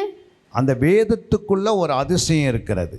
ये पवित्र शास्त्र में कुछ अद्भुत बातें हैं। இது தாவீதுக்கு மட்டும் இது தெரிகிறது. ये दाऊद को पता चल गया था, எப்படியாவது என் மனக்கண்களை திறந்து விடும். इसलिए वो बोलता है कैसे भी मेरी आत्मिक आंखें खोल दे। அப்ப அந்த மனக்கண்கள் திறந்தால்தான் அதிசயத்தை பார்க்க முடியும். इसलिए जब हमारी आत्मिक आंखें खुलेगी तब जाके अद्भुत बातें दिखेगी। நம்ம மனக்கண்கள் திறக்காமே நம்ம என்ன பண்றோம்? பாட்டு பாடுறோம், ஜெபம் பண்றோம், வசனத்தை வாசிக்கிறோம். हम हमारे बिना आत्मिक आंखें खुले ही हम क्या करते हैं? गीत गाते हैं, आराधना करते हैं, वचन पढ़ते हैं। எல்லாமே சரீரத்திலே ஆரம்பித்து சரீரத்திலேயே முடிச்சிடறோம். सब कुछ शारीरिक में ही आरंभ करके शारीरिक में ही अंत कर देते हैं। அதனால யாருக்கு லாபம்? ऐसा करेंगे तो किसको लाभ होगा? யாருக்காவது லாபம் இருக்குதா? किसी को लाभ होगा क्या? சரீர கண்ணிலேயே பைபிள் படிக்கிறது, शारीरिक आंखें में ही बाइबल पढ़ते हैं, சரீர கண்ணிலேயே பார்க்கறது, शारीरिक आंखें से ही हम देखते हैं, சரீரத்திலேயே நம்ம எல்லா வேலையும் முடிச்சிடுறோம். सभी शारीरिक में ही कर देते हैं। ஆனா உள்ள ஒரு ஆத்மா இருக்குது. लेकिन अंदर एक आत्मा है, அந்த ஆத்மா கண்கள் தான் திறக்கப்படணும். उस आत्मिक आंखें ही खुलनी चाहिए। அப்போதான் இந்த வசனத்தினுடைய ஆவிக்குரிய அர்த்தம்லாம் உனக்கு புரிய ஆரம்பிக்கும். तब जाके वचन की आत्मिक बातें, अद्भुत बातें समझने लगेगी। அல்லேலூயா. हालेलुया। அப்போ ஆவிக்குரிய அர்த்தம் எப்படி வெளிப்படுகிறது என்றால், आत्मिक बातें कैसे हमको प्रकाशित होगी? அந்த மனக்கண்கள் திறக்கப்பட வேண்டியது முதல் முக்கியம். जब भीतरी मनुष्य की आत्मिक आंखें खुलेगी तब हमको प्रकाशन मिलेगा. 2 கொரிந்தியர் 4:4 वासिக்கிறோம். दूसरा कुरिन्थियों 4 अध्याय 4 वचन हम पढ़ते हैं. और उन अविश्वासियों के लिए जिनकी बुद्धि इस संसार के ईश्वर ने अंधी कर दी है, ताकि मसीह जो परमेश्वर का प्रतिरूप है उसके तेजो में सुसमाचार का प्रकाश उन पर न चमके. தேவனுடைய சாயலாய் இருக்கிற கிறிஸ்துவின் மகிமையான சுவிசேஷத்தின் ஒளி அவிசுவாசிகளாகிய அவர்களுக்கு பிரகாசமாய் இராதபடிக்கு இப்பிரபஞ்சத்தின் தேவனானவன் அவர்களுடைய மனதை குருடாக்கினான். ஹல்லேலூயா. हालेलुया. தேவனுடைய சாயலாய் இருக்கிற கிறிஸ்துவின் மகிமையான சுவிசேஷ ஒளி, परमेश्वर का प्रतिरूप उसके तेजो में सुसमाचार का प्रकाश उन पर न चमके. தேவனுடைய சாயலாய் இருக்கிற கிறிஸ்து, परमेश्वर का प्रतिरूप जो मसीह है, அவருடைய மகிமையின் சுவிசேஷ ஒளி उसके तेजो में सुसमाचार का प्रकाश அவிசுவாசிகள் அவர்களுக்கு अविश्वासियों के लिए, பிரகாசமாய் இராதபடிக்கு अविश्वासियों के ऊपर न चमकने के लिए இப்பிரபஞ்சத்தின் தேவனானவன் इस संसार के ईश्वर ने அவர்களுடைய மனதை குருடாக்கினான். उनकी आंखों को अंधी कर दी है. அல்லேலூயா. हालेलुया. இப்போ பாருங்க, அங்கே சாத்தான் அவனுடைய கண்ணை என்ன பண்ணிட்டான்? इसमें लिखा है शैतान उनकी आंखों को अंधे कर दिए. சொல்லுங்க. बोलेंगे மனதை குருடாக்கினான். उनकी बुद्धि को अंधी कर दी है. पीछे मनद- बोलेंगे மனது குருடாக்கினான். उनके बुद्धि को अंधी कर दी है. அதே நீங்க அடுத்த வசனத்தை வாசித்து பாருங்க. अगर उसके अगला वचन हम देखेंगे तो, क्योंकि हम अपने को नहीं परंतु मसीह यीशु को प्रचार करते हैं कि वह प्रभु है, और अपने विषय में यह कहते हैं कि हम यीशु के कारण तुम्हारे सेवक हैं. நாங்கள் எங்களையே பிரசங்கியாமல் கிறிஸ்து இயேசுவை கர்த்தர் என்றும் எங்களையோ இயேசுவின் நிமித்தம் உங்கள் ஊழியக்காரர் என்றும் பிரசங்கித்தோம். அடுத்த வசனம். இருளிலிருந்து வெளிச்சத்தை பிரகாசிக்க சொன்ன தேவன் இயேசு கிறிஸ்துவின் முகத்தில் உள்ள தமது மகிமையின் அறிவாகிய ஒளியை தோன்ற பண்ணும் பொருட்டாக எங்கள் இருதயங்களை பிரகாசித்தார். हम 6वां वचन देखेंगे. इसलिए कि परमेश्वर ही है, अंधकार में से ज्योति चमके, और वही हमारे हृदयों में चमका कि परमेश्वर की महिमा की पहचान की ज्योति यीशु मसीह के चेहरे से प्रकाशमान हो. கிறிஸ்துவினுடைய மகிமையின் அறிவாகிய ஒளி, यीशु मसीह की बुद्धि का प्रकाश, पहचान की ज्योति का प्रकाश यीशु मसीह के द्वारा उसके चेहरे से प्रकाशमान हो. அங்க பாருங்க, கிறிஸ்துவின் முகத்தில் உள்ள மகிமையின் ஒளியாகிய. देखिए इसमें लिखा है यीशु मसीह के चेहरे से मसीह की महिमा की पहचान की ज्योति, அறிவாகிய ஒளி. उसकी पहचान की ज्योति. உங்களுடைய பைபிள் இருக்கா அது மாதிரி? ऐसा लिखा है बाइबल में? तुम्हारे बाइबल में लिखा है அறிவாகிய ஒளின்னு இருக்கா? उसको पहचानने की ज्योति लिखा है. महिमा அறிவுனா என்ன? இந்தியில் அறிவுன்னு अरिवना और पूरी पूरी புரிந்து கொண்டது. அறிவாகிய ஒளி, परमेश्वर की महिमा की पहचान की ज्योति அவருடைய முகத்தில் உள்ள यीशु मसीह के चेहरे से, அந்த அறிவாகிய ஒளி वो पहचान की ज्योति நம்முடைய இருதயங்களில் பிரகாசமா இருக்கணுமா. वो हमारे हृदय में चमकना चाहिए, ऐसे लिखा है.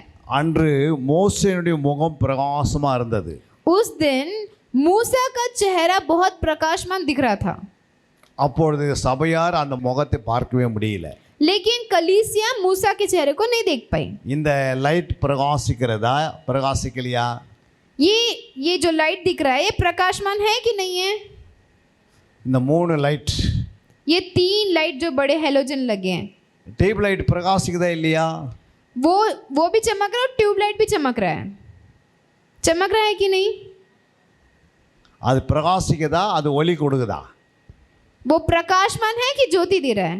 அதனால தான் நமக்கு அந்த அறிவு இல்லாதனால தான் वो हम नहीं समझ पाते. इसीलिए எது பிரகாசிக்குது, क्या प्रकाशमान है, எது ஒளி கொடுக்குறது, क्या ज्योति दे रहा है, எது வெளிச்சம் கொடுக்குறது, क्या चमकता है, இதெல்லாம் நமக்கு தெரியறது இல்லை. ये इसमें हम भेद नहीं समझ पाते, ஏன்னா நமக்கு சரீர கண்ணு மட்டும் திறந்துக்கிறதுனால தான் தெரியல. क्योंकि हमारी शारीरिक आंखें ही खुली है. இயேசு சொல்றாரு அவருடைய முகத்தில் உள்ள ஒளி நம்முடைய இருதயங்களை பிரகாசிக்கணும். वचन में लिखा है उसके पहचान की ज्योति हमारे हृदय में चमकना चाहिए. ஒளின்னு சொல்லும் போது அறிவை வைத்து பேசுறாரு. ज्योति बोले तो पहचान से संबंध करके हमसे बात कर रहा है. அந்த அறிவுனா என்ன? पहचान बोले तो क्या? पहचान बोले तो क्या? என் ஜனங்கள் அறிவு இல்லாமையினால் சங்காரமாகிறார்கள். वचन में लिखा है मेरे लोग ज्ञान नहीं रहने की वजह से नाश हो रहे हैं. என் ஜனங்கள் அறிவு இல்லாமையினால் சிறைப்பட்டு போகிறார்கள். मेरे लोग मेरी प्रजा ज्ञान नहीं रहने के कारण नाश हो रहे हैं. ஆசாரியருடைய வாயிலை அறிவை தேடுவார்கள். वचन में लिखा है याजक लोग के मुंह से लोग बुद्धि की बातें सुनेंगे. அல்லேலூயா. हालेलुया. இப்போ நம்முடைய அறிவு ஒளியோடு இணைக்கப்படுகிறது. हमारा जो पहचान है, हमारी जो ज्ञान है, हमारा जो बुद्धि है, वो ज्योति से संबंध है. அப்போ ஒளி இந்த மாதிரி லைட் எரியுது பாருங்க, அது ஒளியா இருக்கிறது. जो उजाला है वो जैसा लाइट है ना, उससे उसको हम बोल सकते हैं. அந்த அளவுக்கு நம்முடைய இருதய மனக்கண்கள் ஒளியாகவும் பிரகாசிக்கிறவா மாறிவிடுகிறது. हमारा हृदय भी, आत्मिक हृदय भी ऐसे उजाला होना चाहिए, चमकना चाहिए. இந்த வேத அறிவு உனக்கு வளரும் போது தான் உனக்கு ஒளி பிரகாசலாம் வருகிறதா இருக்கிறது.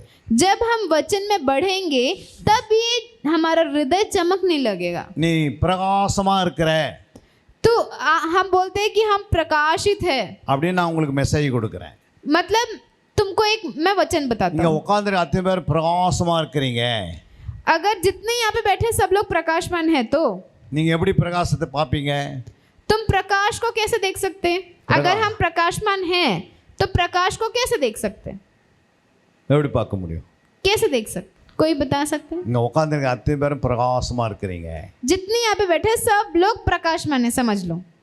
இல்ல ஒளியா இருக்கிறீங்க. या फिर उजाले में है, समझ लो. அது எப்படி உங்க மூலமா பார்க்க முடியும்? तो कैसे हम देख सकते हैं? உங்க மேல இருக்கிற ஒளியை நான் எப்படி பார்க்க முடியும்? तो मैं आपके मुंह से, आपके चेहरे से कैसे मैं उजालों को देख सकता हूँ? அவங்க சொல்றாங்க சந்தோஷமா இருக்கிறதுனால. एक जन ने बोला कि हम खुश रहने के द्वारा उजाला में देख सकते हैं. சந்தோஷமா இருக்கிறது உலகத்து மக்களோட சந்தோஷமா இருக்கிறாங்க. जैसे एक जन ने बोले कि हम खुश रहने के द्वारा उजाला को दिखा सकते, प्रकाशित दिखा सकते, लेकिन बाहर के लोग भी खुश रहते हैं. தீபாவளி வருது, எல்லாம் சந்தோஷமா தான் இருக்கிறாங்க. दीपावली आए तो सब खुश रहते हैं, अन्य जाति भी खुश रहते हैं. யாருக்கனா போனஸ் கொடுத்தானா சந்தோஷமா இருக்கிறாங்க. कंपनी में बोनस मिला तो खुश रहते हैं. सही है ना? அப்ப அவங்களும் ஒளியா இருக்கிறாங்கன்னு அர்த்தம்.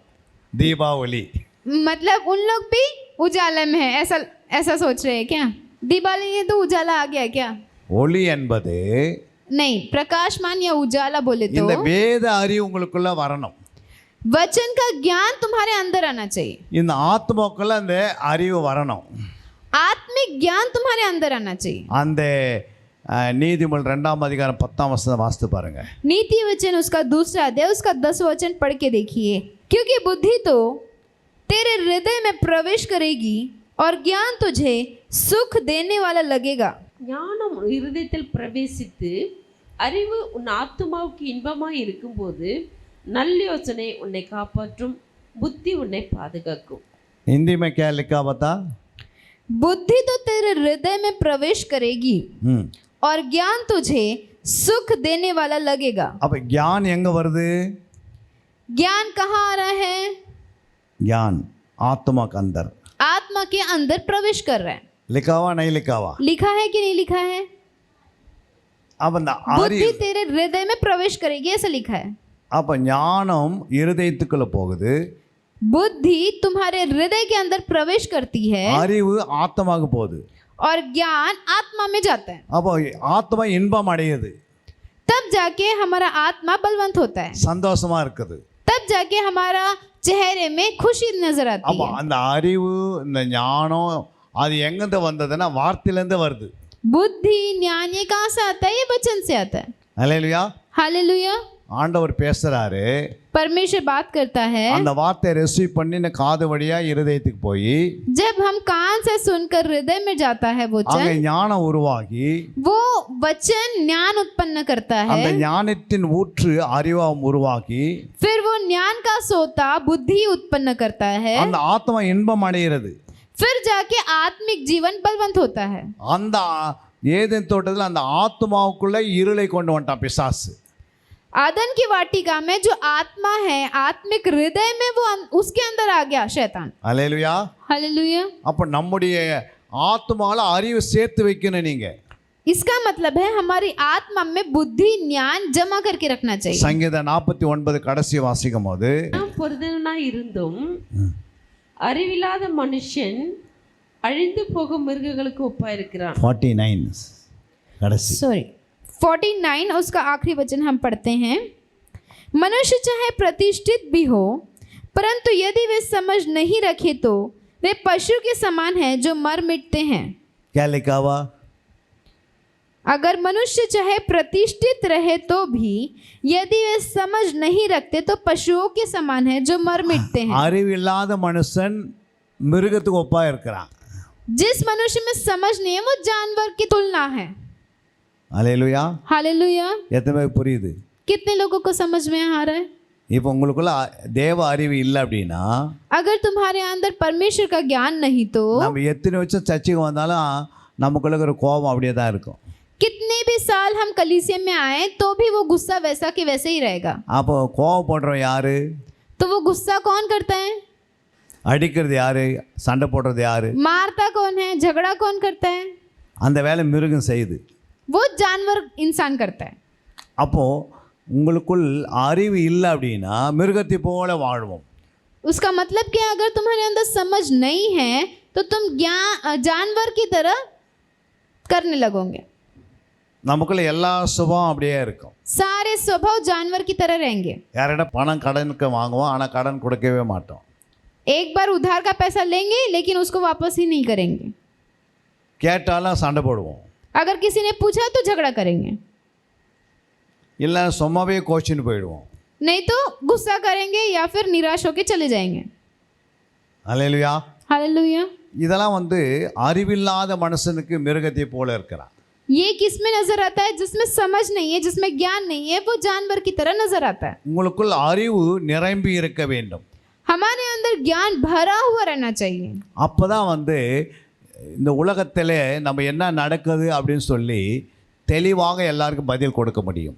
तब जाकर दुनिया में क्या हो रहा है उसका बराबर सही रीति से हम उत्तर देते आएगा हमें। எத்தனை பேர் புரியுது? कितने लोगों को समझ में आ रहा है? அந்த அறிவு தான் ஒளியா மாறுது. वही ज्ञान, वही बुद्धि उजाला में प्रकाशित होता है। ஒருத்தருக்குள்ள வேத அறிவு வளரணும். क्या लिखा है? क्या हम समझ में आ रहा है कि हमें परमेश्वर का ज्ञान में बढ़ना चाहिए। அந்த வேத அறிவு வளரும் போது வசனம் உங்களுக்கு அந்த வசனத்தினுடைய டெப்த் ஆழங்களை நீங்கள் புரிந்து கொள்ள முடியும். जब ज्ञान में बढ़ेंगे तब जाके वचन गहराई से समझ पाएंगे। இல்லைன்னா அந்த வசனத்தை நீங்கள் ஏன் புரிய முடியலன்னா உங்களுக்குள்ள தேவ அறிவு வளரலை. कभी कभी वचन क्यों समझ में नहीं आता है? क्योंकि परमेश्वर का ज्ञान बढ़ोतरी नहीं हो रहा है। தேவ மனக்கண்கள் திறக்கப்படவில்லை. आत्मिक आंखें अभी तक नहीं खुली है। இன்னொரு வசனம் கூட நீங்க வாசித்து பாருங்க. और एक एक वचन पढ़ के देखेंगे। அப்போஸ்தலர் 16:14 प्रेरितों के काम 16 अध्याय उसका 14 वचन। लुदिया नामक तुआतीरा नगर की बैंजनी कपड़े बेचने वाली एक भक्त स्त्री सुन रही थी। प्रभु ने उसका मन खोला कि वह पौलुस की बातों पर चित्त लगाए। அப்போது தியத்தீரா ஊராலும் இரத்தாம்பரம் விற்கிறவளும் தேவனை வணங்குறவளும் ஆகிய லீதியாள் என்னும் பேருள்ள ஒரு ஸ்திரீ கேட்டுக்கொண்டிருந்தால் பவுல் சொல்லியவைகளை கவனிக்கும்படி கர்த்தர் அவள் இருதயத்தை திறந்தள்ளினார். ஹல்லேலூயா. हालेलुया। பவுல் சொல்லிவைகளை கவனிக்கும்படி கர்த்தர் அவள் இருதயத்தை திறந்தள்ளினார். पौलुस की बातों पर चित्त लगाने के लिए परमेश्वर ने उसके मन की आंखों को खोला। ஹல்லேலூயா. எத்தனை பேர் புரியுது? कितने लोग को समझ में आ रहा है? லீதியாள் என்னும் பேருள்ள ஒரு ஸ்திரீ लुदिया नामक थुआतीरा नगर में एक स्त्री थी। வசனத்தை கேட்டு கொண்டிருந்தாங்க. वो परमेश्वर का वचन को सुन रही थी। பாருங்க, நீங்க வசனத்தை கேட்கிறீங்க.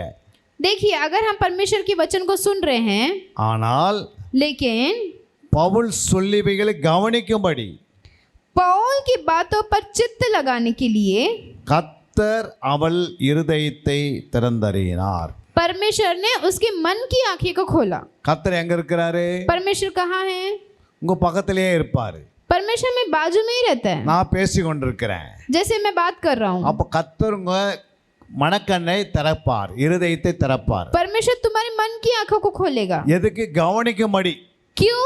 ध्यान लगाने के लिए, சும்மா கேட்டுட்டு போறதுக்காக இங்க வரல. सिर्फ सुनकर जाने के लिए नहीं आए हम। அல்லேலூயா. हालेलुया। உண்மையா நீங்க வசனத்துல பசிதாக இருந்தீங்கன்னா, अगर सच में तुम भूख और प्यास रहेंगे वचन के लिए, तो உண்மையா நீங்க வசனத்துல பசிதாக இருந்தீங்கன்னா, अगर सच में वचन के लिए भूख और प्यास रहे, तो இந்த 3 நாள் இந்த இடத்தை விட்டு போகவே மாட்டீங்க. तुम 3 दिन ये जगह को छोड़ के जाएंगे ही नहीं। ஏன்னா வசனத்தினுடைய மகத்துவங்களை, வசனத்தினுடைய வல்லமைகளை, வசனத்தினுடைய ஆழங்களை நீங்கள் கற்றுக்கொள்ளணும். அப்படின்னா 3 நாள் இப்படியே உட்காந்துப்பீங்க. क्योंकि वचन के लिए भूख और प्यास, वचन की गहराई, वचन का प्रकाशमान सुनने के लिए 3 दिन यहीं पे बैठे रहेंगे। அல்லேலூயா. हालेलुया। அது உண்மையாக ஆவியான் பேசுகிறார். सच में पवित्र आत्मा तुमसे बात நாங்கள் करेगा। எத்தனோ இடத்துல போவோம். हम बहुत सारे स्थान में गए हैं। 3 நாள் எங்களுக்கு நீங்கள் நேரம் கொடுக்குன்னு கேட்பாங்க. हमको लोग पूछते हैं कि 3 दिन तुम समय बिताओगे क्या हमारे बीच में? எங்கள் சபை வளர்ச்சிக்காக. आप हमें दीजिए 3 दिन, क्योंकि हमारी सभा उन्नति होना चाहिए। எல்லா வேலைகளையும் விட்டுட்டு அங்கே வந்துடுறாங்க. सब लोग काम छोड़ के 3 दिन बैठे रहते हैं, ஓடி வந்துடுறாங்க. कैसे भी भाग के आ जाते हैं, ஏன்னா அவங்க சத்தியத்தில் வளர்ந்துட முடியும். क्योंकि उन लोग सत्य में आगे बढ़ चुके हैं। அவர்கள் ஆண்டருக்குள்ளே இன்னும் ஆழமாய் உள்ள போக முடியும். उन लोग और सत्य में और परमेश्वर की गहराई में अंदर जाना चाहते हैं, இன்னும் ஆவிகரிஜியும் வளர்ந்து வரும். और उनकी आत्मिक जीवन बढ़ोतरी होगी। அல்லேலூயா. हालेलुया। ஆனால் இந்த மாதிரி ஒரு சமயத்தை ஆண்டவர் கொடுத்தாரு. लेकिन परमेश्वर ने एक कलीसिया दी है, ஆனால் நம்ம அதை பயன்படுத்திக்கலாது போயிடுறோமே. लेकिन कभी कभी हम उसका उपयोग नहीं कर पाते हैं। நீங்கள் தான் அதை பயன்படுத்தி கொள்ளணும். तुम्हें ही उसका उपयोग करना चाहिए। எத்தனை பேர் அதை விசுவாசிக்கிறீங்க? कितने लोग विश्वास करते हैं? அடுத்த ஒரு வசனம் வாசிக்கலாம். और एक एक वचन हम देखेंगे। அப்போஸ்தலர்ல 26ஆம் அதிகாரம் 18ஆம் வசனம். प्रेरितों के काम उसका 26 अध्याय 18 उसका 18 वचन। कि तू उनकी आंखें खोले कि वे अंधकार से ज्योति की ओर और शैतान के अधिकार से परमेश्वर की ओर फिरे, कि पापों की क्षमा और उन लोगों के साथ जो मुझ पर विश्वास करने से पवित्र किए गए हैं मीरास पाएं। அவர்கள் என்னை பற்றும் விசுவாசத்தினாலே பாவ மன்னிப்பையும் பரிசுத்தமாக்கப்பட்டவர்களுக்குரிய சுதந்திரத்தையும் பெற்றுக்கொள்ளும்படியாக அவர்கள் இருளை விட்டு ஒளிநிடத்திற்கும் சாத்தானுடைய அதிகாரத்தை விட்டு தேவனிடத்திற்கும் திரும்பும்படிக்கு நீ அவர்களுடைய கண்களை திறக்கும் பொருட்டு இப்பொழுது உன்னை அவர்களிடத்தில் அனுப்புகிறேன் என்றார். அல்லேலூயா. हालेलुया। நான் உங்களிடத்தில் ஏன் வந்தேன்? मैं तुम्हारे बीच में क्यों आया हूँ? அவர்கள் இருளை விட்டு ஒளிநிடத்திற்கும் उन लोग अंधकार से ज्योति में आने के लिए, சாத்தானுடைய அதிகாரத்தை விட்டு தேவனிடத்திற்கும் शैतान के अधिकार से परमेश्वर की ओर फिरने के लिए, நீ அவர்களுடைய கண்களை திறக்கும் பொருட்டு तू उनकी आंखें खोल ले, இப்பொழுது உன்னை அவர்களிடத்தில் அனுப்புகிறேன் என்றார். कि तू उनकी बीच में जा, ऐसा लिखा है। ஆண்டவர் நம்ம ஏன் இங்க கொண்டு வரார் அப்படின்னா, परमेश्वर क्यों हमको यहाँ कलीसिया में लेके आते இந்த हैं, வசனத்துல ஏன் பேசுறாருன்னா, वचन के द्वारा क्यों बात करते हैं? 2 காரணம். 2 कारण है। இருளை விட்டு ஒளியிடத்துக்கு வாங்க, अंधकार से ज्योति में आने के लिए, சாத்தானுடைய அதிகாரத்தை விட்டு தேவனிடத்துக்கு வாங்க, शैतान के अधिकार से परमेश्वर की ओर फिरने के लिए, அவர்களுடைய கண்களை திறக்கும் பொருட்டு, और उनकी आंखें खोलने के लिए। அல்லேலூயா. हालेलुया। உங்களுடைய கண்கள் திறந்தாதான் உங்களுக்கு வசனத்தினுடைய அது மேலே வந்தனா வாஞ்சை வைராக்கியம் உருவாயிடும். आत्मिक आंखें खुलने के बाद ही तुम्हारे अंदर लालसा आएंगी वचन அது के लिए। பிறகு நீங்கள் பைபிளை கீழே வையினோட வைக்க மாட்டீங்க. उसके बाद अगर तुम्हें बोले कि बाइबल नीचे रखो, तो भी तुम नीचे नहीं रखोगे। நீங்கள் வீட்டுக்கு போயிட்டீங்கன்னா கூட अगर तुम घर में गए तो भी, கொஞ்ச நேரம் தூக்கம் வரலனா, थोड़ा देर भी अगर नींद नहीं आए तो உடனே பைபிள் கையிலேருந்து 4 வசனத்தை வாசிப்பீங்க. तुरंत तुम हाथ में बाइबल लेके वचन पढ़ना शुरू அந்த करोगे। வசனத்து மேலே உங்களுக்கு வாஞ்சை இருக்கும். तब तुम्हारे अंदर एक लालसा आती रहेगी कि कब मैं वचन पढ़ूं। ஒரு கரங்களை தட்டி தேவ நாமத்தை மகிமைப்படுத்து. ताली बजा के परमेश्वर के नाम की महिमा करेंगे। ஒரு பாடலை பாடி ஆண்டவருடைய நாமத்தை மகிமைப்படுத்தலாம். एक गाना गाएंगे और फिर हम वचन की ओर जाएंगे। என் சிந்தனையை சிறைப்படுத்தும் இயேசுவே, நான் சிலுவை சுமந்து பின் செல்வேன் இயேசுவே. என் சிந்தனையை சிறைப்படுத்தும் இயேசுவே, சிலுவைதான் மேன்மை, சிலுவைதான் வாழ்வு, சிலுவை எல்லார் அச்சு பிள்ளையே, நமக்கு சிலுவை எல்லார் அச்சு பிள்ளையே. என் சிந்தனையை சிறைப்படுத்தும் இயேசுவே, நான் சிலுவை சுமந்து பின் செல்வேன் இயேசுவே.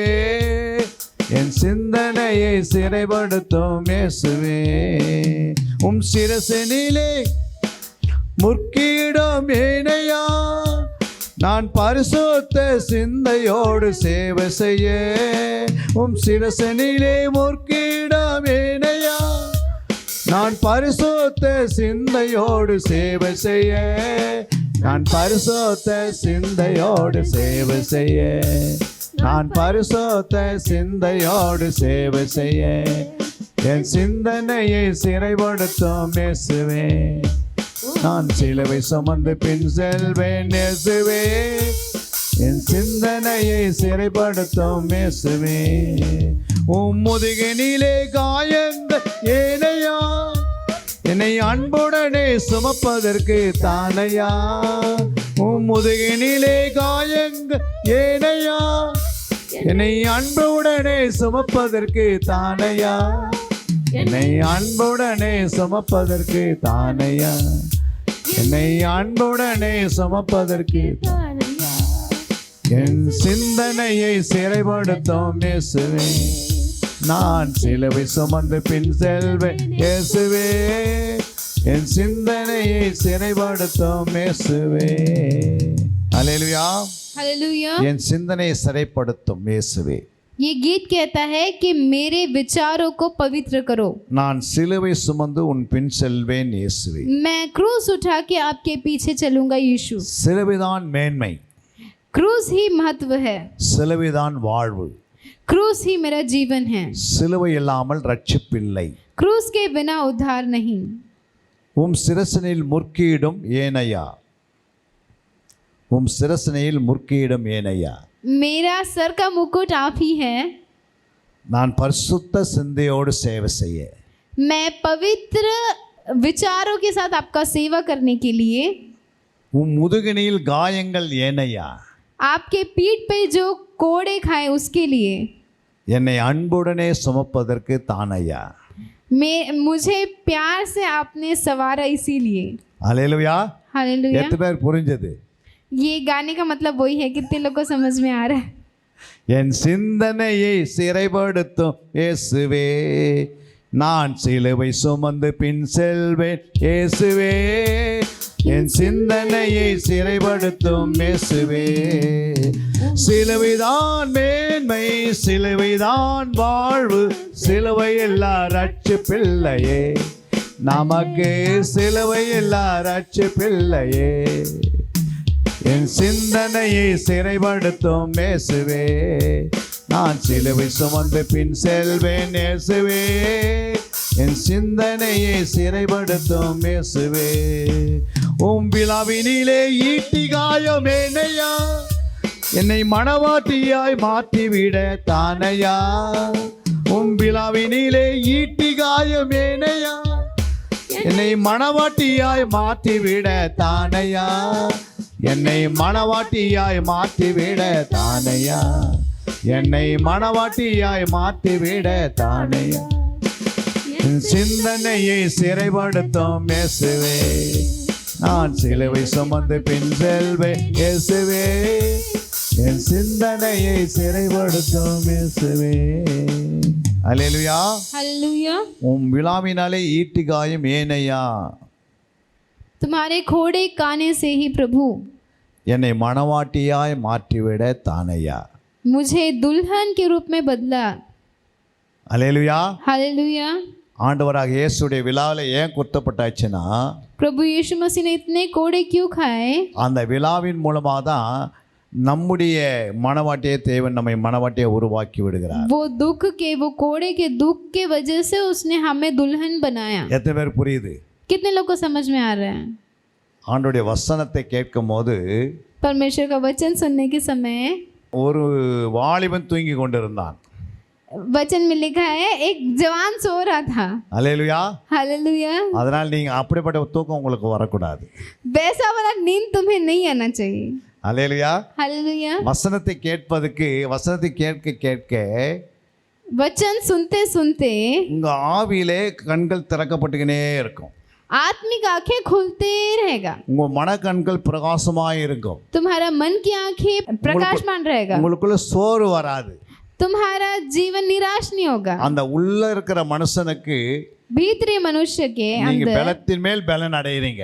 भीतरी मनुष्य बल पर बल प्राप्त करता है. நிறைய நீங்க பலன் அடைய அடைய அடைய அடைய जितना बल तुम प्राप्त करते करते करते जाओगे, உள்ளகிற மனுஷன் வளர்ந்துனே இருப்பான். भीतरी मनुष्य बढ़ते बढ़ते बढ़ते जाएगा. அதனால இரவெல்லாம் நீங்கள் கண் விழித்தாலும் अगर तुम रात भर प्रार्थना करते रहोगे तो भी நீங்க இன்னும் பிரகாசமா வளருவீங்க. பிரகாசமா வளருவீங்க. जितना तुम रात भर प्रार्थना करोगे उतना तुम प्रकाशित होते रहोगे. எப்பவுமே உபவாசம் வந்தா சோர்ந்து போய்டும் அப்படின்னு ஆண்டவர் சொல்லல. वचन में ऐसा नहीं लिखा है कि जब भी उपवास करते हो तो निराश हो जाओ. நம்முடைய எல்லா உபவாசத்துல பாத்தீங்கன்னா 4 அவர் உபவாசமா இருப்பாங்க. बहुत लोग उपवास रहते हैं. உடனே போய் சாப்பிடுவாங்க. अगर 4 घंटा उपवास रहते हैं फिर तुरंत जैसे ही खत्म हो गया चौथा घंटा वैसे ही खाना लग जाता है. பயங்கரமா பசி எடுக்கும். बहुत भूख लगती है. ஒரு 4 மணி நேரம் பாத்திரத்தை நீங்க அடுப்பு மேல வைத்து 4 घंटा हम उसको आग में रखने के बाद அதை அனல் மூட்டினீங்கன்னா अगर हम एक बर्तन को आग में रखे तो அது அந்த பாத்திரத்தை வெளியே எடுத்து நீங்க வச்ச உடனே அது சில்லனா மாறுமா சில்லனா மாறாதா? तुरंत अगर आग से निकाल के हम बाहर रखेंगे तो वो ठंडा होगा कि गर्म ही रहेगा? तुरंत. अगर हम एक बर्तन को आग में रखते थोड़ी देर के लिए 4 घंटा 4 घंटा आग में रखते हैं, आग से निकाल कर 4 घंटे के बाद हम बाजू में रखते हैं तो गर्म रहेगा कि ठंडा रहेगा? அது மட்டும் உபவாசத்தில் இருக்கிறவங்க எப்பவுமே கரமா சூடாவே இருப்பாங்க. वैसे ही अगर 4 घंटे अगर उपवास रहते तो उसके बाद भी गर्म ही रहना चाहिए. அல்லேலூயா. हालेलुया. ஆனா உடனே அவங்களுக்கு பசி எடுக்குது. लेकिन क्या होता है जैसे ही 4 घंटा समाप्त हो जाता है तुरंत बहुत भूख लगती है. அப்ப அவங்க உபவாசத்துக்கு வரல. उसका मतलब उपवास के लिए नहीं है. சும்மா சர்ச்சில் உபவாசம் சொன்னாங்க அதனால வந்துட்டாங்க. बस पासवान ने बोले उपवास करना है इसलिए उपवास कर रहे हैं. நீங்க உபவாசத்தில் இருக்க இருக்க ஆவியிலே நீங்க வளர்றீங்க. लेकिन जब हम उपवास सच में करते हैं तब हम भीतरी मनुष्य में बढ़ते हैं. இரவெல்லாம் நாம் கண் வைத்து ஜெபிக்கும் போது நம்ம பலப்பட்டுக்கினே இருப்போம் ஆவியில. आग बंद करके हम प्रार्थना कर रहे हैं मतलब भीतरी मनुष्य में हम बढ़ रहे हैं. அப்ப ஆவிக்குரிய ஜீவிதத்துல வளர்கிறோம். हम भीतरी मनुष्य में बढ़ना चाहिए. கோழி தன் முட்டை மேல உட்கார்ந்து இருக்கும் போது जब मुर्गी अपने अंडे के ऊपर बैठती है तब அது சூடாயினே இருக்கும். अंडे के अंदर जो मुर्गी है वो बढ़ते रहता है. हालेलुया. जब गर्म होती है वो तब அதாவது சாதாரண முட்டையா தான் இருக்கும் அது. वो रहता सादा अंडा ही. ஆனா அது கோழி அது மேல உட்கார்ந்துட்டு பிறகு लेकिन जब मुर्गी उसके ऊपर बैठती है तब அந்த முட்டைக்கு சூடு உண்டாகுது. तब उसको गरम मिलता है. ஆனா அந்த சூட்டினால लेकिन वो गरम की वजह அந்த से முட்டைக்குள்ள கோழி போல ஒரு குஞ்சு உருவாகுது. वो गरम जैसे जैसे होता है तब तब वो मुर्गी बड़ा होती रहती है. நீங்க ஜெபத்துல உட்காரும் போது जब हम प्रार्थना में बैठते அது हैं இரவு ஜெபமா இருக்கலாம், वो रात्रि काल की प्रार्थना हो பகல் सकती है, ஜெபமா இருக்கலாம், दिन की प्रार्थना हो सकती है, உபவாசமா இருக்கலாம், उपवास की प्रार्थना हो அது सकती है, 72 மணி நேரம் பிரேயரா இருக்கலாம். वो 24 घंटे की प्रार्थना हो सकती நீங்க है. ஆண்டவருக்கு சமூகத்துல உட்கார परमेश्वर के सम्मुख में बैठते हुए जब प्रार्थना करते करते உங்களுக்குள் கிறிஸ்து உருவாகிறதை நீங்களே பாப்பீங்க. तुम्हारे अंदर मसीह उत्पन्न हो रहा है, तुम खुद ही महसूस कर सकते हैं. அல்லேலூயா. हालेलुया. ஏதோ வந்தோம் 72 மணி ஜெபம் பண்ணாங்க போயிட்டோம் இல்ல வந்தோம் போனோம் இதெல்லாம் சும்மா பேருக்காக வர்றது. कुछ आए कि जाए बस नाम के लिए, ये बस कोई काम का नहीं. நீங்க வரும்போது அதுதான் ஆயத்தமா இருக்கணும். जब भी हम आते हैं तब तैयार के साथ आना அப்ப चाहिए. மறுமலர்ச்சி உங்களுக்குள்ள உருவாகுது. फिर एक अंदर ही उत्पन्न होगा. சூரியன் உதிக்கும் போது जब सूर्य उगता है तब அந்த சந்திரனுக்குள்ள அது அந்த சூரியனுக்குள்ள பவரை அது இழுத்துக்குது. जब सूर्य आता है तब एक तरफ जब चंद्रमा रहता है तो उसका जो उजाला अपनी तरफ खींचता है. அதுக்கப்புறம் நைட்டெல்லாம் அது வெளிச்சம் கொடுக்குது. फिर इसी कारण जब रात हो जाती है तो जो उसने उजाला सूर्य से पाया रहता है वो रात को प्रकाशित देता है. ஒரு சாதாரண இன்வெர்ட்டர் பேட்டரி, सादा हम बैटरी देखते हैं, அதில் கரண்ட் இல்லாத இருக்கும். उसमें करंट नहीं रहता, ஆனால் லைட் எரியும் போது அது கரண்ட் இழுத்து அது சார்ஜ் ஆயிடுது. लेकिन जब करंट आता है तब उसका वो करंट लेके चार्ज होता है. அல்லேலூயா. हालेलुया. மறுபடியும் கரண்ட் போனாலும் அதுலேருந்து லைட் எரியுது. लेकिन जब करंट चले जाता है बैटरी चार्ज होने के बाद उसका अंदर जो चार्ज होता है वो लाइट देता है. அதையும் கர்த்தர் தான் படைச்சாரு. वो भी परमेश्वर ने बनाया करंट, அதையும் கர்த்தர் தான் படைச்சாரு. और जो सूर्य है वो भी परमेश्वर ने बनाया நம்மையும் है, கர்த்தர் தான் படைச்சாரு. हमें भी परमेश्वर ने बनाया है. நம்ம ஜபத்தில் உட்கார உட்கார ஆண்டருடைய வல்லமை ரிசீவ் பண்ணினே இருக்கிறோம். நம்ம जब हम प्रार्थना में बैठते हैं, बैठते बैठते परमेश्वर का उजाला हम लेते रहते हैं. அவருடைய வல்லமை நமக்குள்ள பெருகினே இருக்கும். परमेश्वर का सामर्थ हमारे अंदर प्राप्त करते रहते हैं. அதெல்லாம் பெருகுது, ஆனால் நம்ம பெருக முடியாது. காரணம் என்ன? वो सब बढ़ रहे, सूर्य बढ़ रहा है, चंद्रमा बढ़ रहे हैं, बैटरी बढ़ रहा है, वो हो रहा है, लेकिन हम क्यों नहीं बढ़ रहे? கோழியும் தன் குஞ்சுகளை பெற்று எடுத்துருது. अंडा से मुर्गी बाहर निकलती है जब वो गर्म होता है तब, ஆனால் நாம் எவ்வளோ நேரம் உட்காந்தாலும் தூங்கினே இருக்கிறோம். लेकिन हम जब प्रार्थना में बैठते हैं तब नींद आती சில है, நேரத்தில் சோர்ந்து போயிடுறோம். कभी निराश हो जाते हैं, வசனத்தை கவனிக்க முடியல. वचन को हम ध्यान नहीं लगा पाते हैं. அல்லேலூயா. हालेलुया. லூக்கா 24 அதிகாரம் 45 வசனம் சொல்லுகிறது. 24:45 लूका उसका 24 अध्याय उसका 45 वचन हम देखेंगे. வாசிங்க. அப்பொழுது ம். வேத வாக்கியங்களை அறிந்து கொள்ளும்படி அவர்களுடைய மனதை அவர் திறந்து அவர்களை நோக்கி அல்லேலூயா. हम पढ़ेंगे, तब उसने पवित्र शास्त्र बूझने के लिए उनकी समझ खोल दी. வேத வாக்கியங்களை அறிந்து கொள்வதற்கு இயேசு அவங்களுடைய மனதை திறந்து விட்டார். लिखा है कि पवित्र शास्त्र की बातों को बूझने के लिए उनकी समझ यीशु मसीह ने खोल दी. அந்த வேத அறிவு அவங்களுக்குள்ள இது வரைக்கும் இல்லை. अभी तक उनको पवित्र शास्त्र समझने के लिए समझ नहीं थी. இயேசு கிறிஸ்து சொல்லுகிறார், यीशु मसीह बोलते हैं, நான் மரிப்பேன், 3ஆம் நாள் உயிரோடு எழுந்து வருவேன். मैं मरूंगा और तीसरे दिन जी उठाऊंगा. அப்படின்னு யார்கிட்ட சொன்னாரு? ऐसा किसको बोला? தன்னுடைய சீசர்களிடத்தில் சொன்னாரு. उसके खुद के चेलों को बोला. இயேசு இது மாதிரி 12 முறை சொல்லியிருக்கிறார். यीशु मसीह ने 12 बार ऐसा बोला. ஆனால் 12 பேர் சொன்ன பிறகும் அவங்க பயப்படுறாங்க. यीशु मसीह ने 12 चेलों को बोला, लेकिन 12 को भी बोला तो सब डरने लगे. நான் மரித்து உயிர்த்தெழுந்து வருவேன்னு சொன்னார். मैं मरूंगा लेकिन तीसरे दिन जी उठ के आऊंगा. இதை சொன்ன பிறகு அவங்க மறந்துட்டாங்க. इतना सबको बोलने के बावजूद भी वो भूल गए, ஏன்னா அவங்க மனக்கண்கள் மூடப்பட்டிருந்தது. क्योंकि उनकी आत्मिक आंखें बंद थी. இயேசு உயிர்த்தெழுந்து வந்து அவங்க மத்தியில் நின்னா கூட यीशु मसीह जी उठने के बाद उनके बीच में खड़े भी रहे तो भी அப்போ சீசர்கள்லாம் இயேசு என்ன சொன்னாங்க? चेले लोग यीशु मसीह को पता है क्या देख के बोले? ஏன் சொன்னாங்க? இயேசுவே क्या बोले? बताओ क्या बोले? जब यीशु मसीह जी उठ के उनके बीच में आया तो चेले लोग क्या बोले? ஆவேசம் சொல்றாங்க. என்னது? भूत आ गया ऐसे बोले. எல்லாமே பயப்படுறாங்க. बहुत लोग डर गए यीशु मसीह को देख के. ஒரு ஆவி காண்கிறது போல பார்க்குறாங்க. एक आत्मा दिख रहा है ऐसे बोल रहे थे उन लोग. ஏன் அப்படின்னா இயேசு சொன்னதை மறந்துட்டாங்க. क्योंकि उन लोग को याद ही नहीं था यीशु मसीह ने उनको क्या बोला था. இன்னைக்கும் அப்படிதான் இருக்கிறாங்க எல்லா விசுவாசிகளும். अभी भी विश्वासी ऐसी है. இப்போ சொல்ற வசனம் நாளைக்கு காலைல கேட்டா தெரியலன்றாங்க.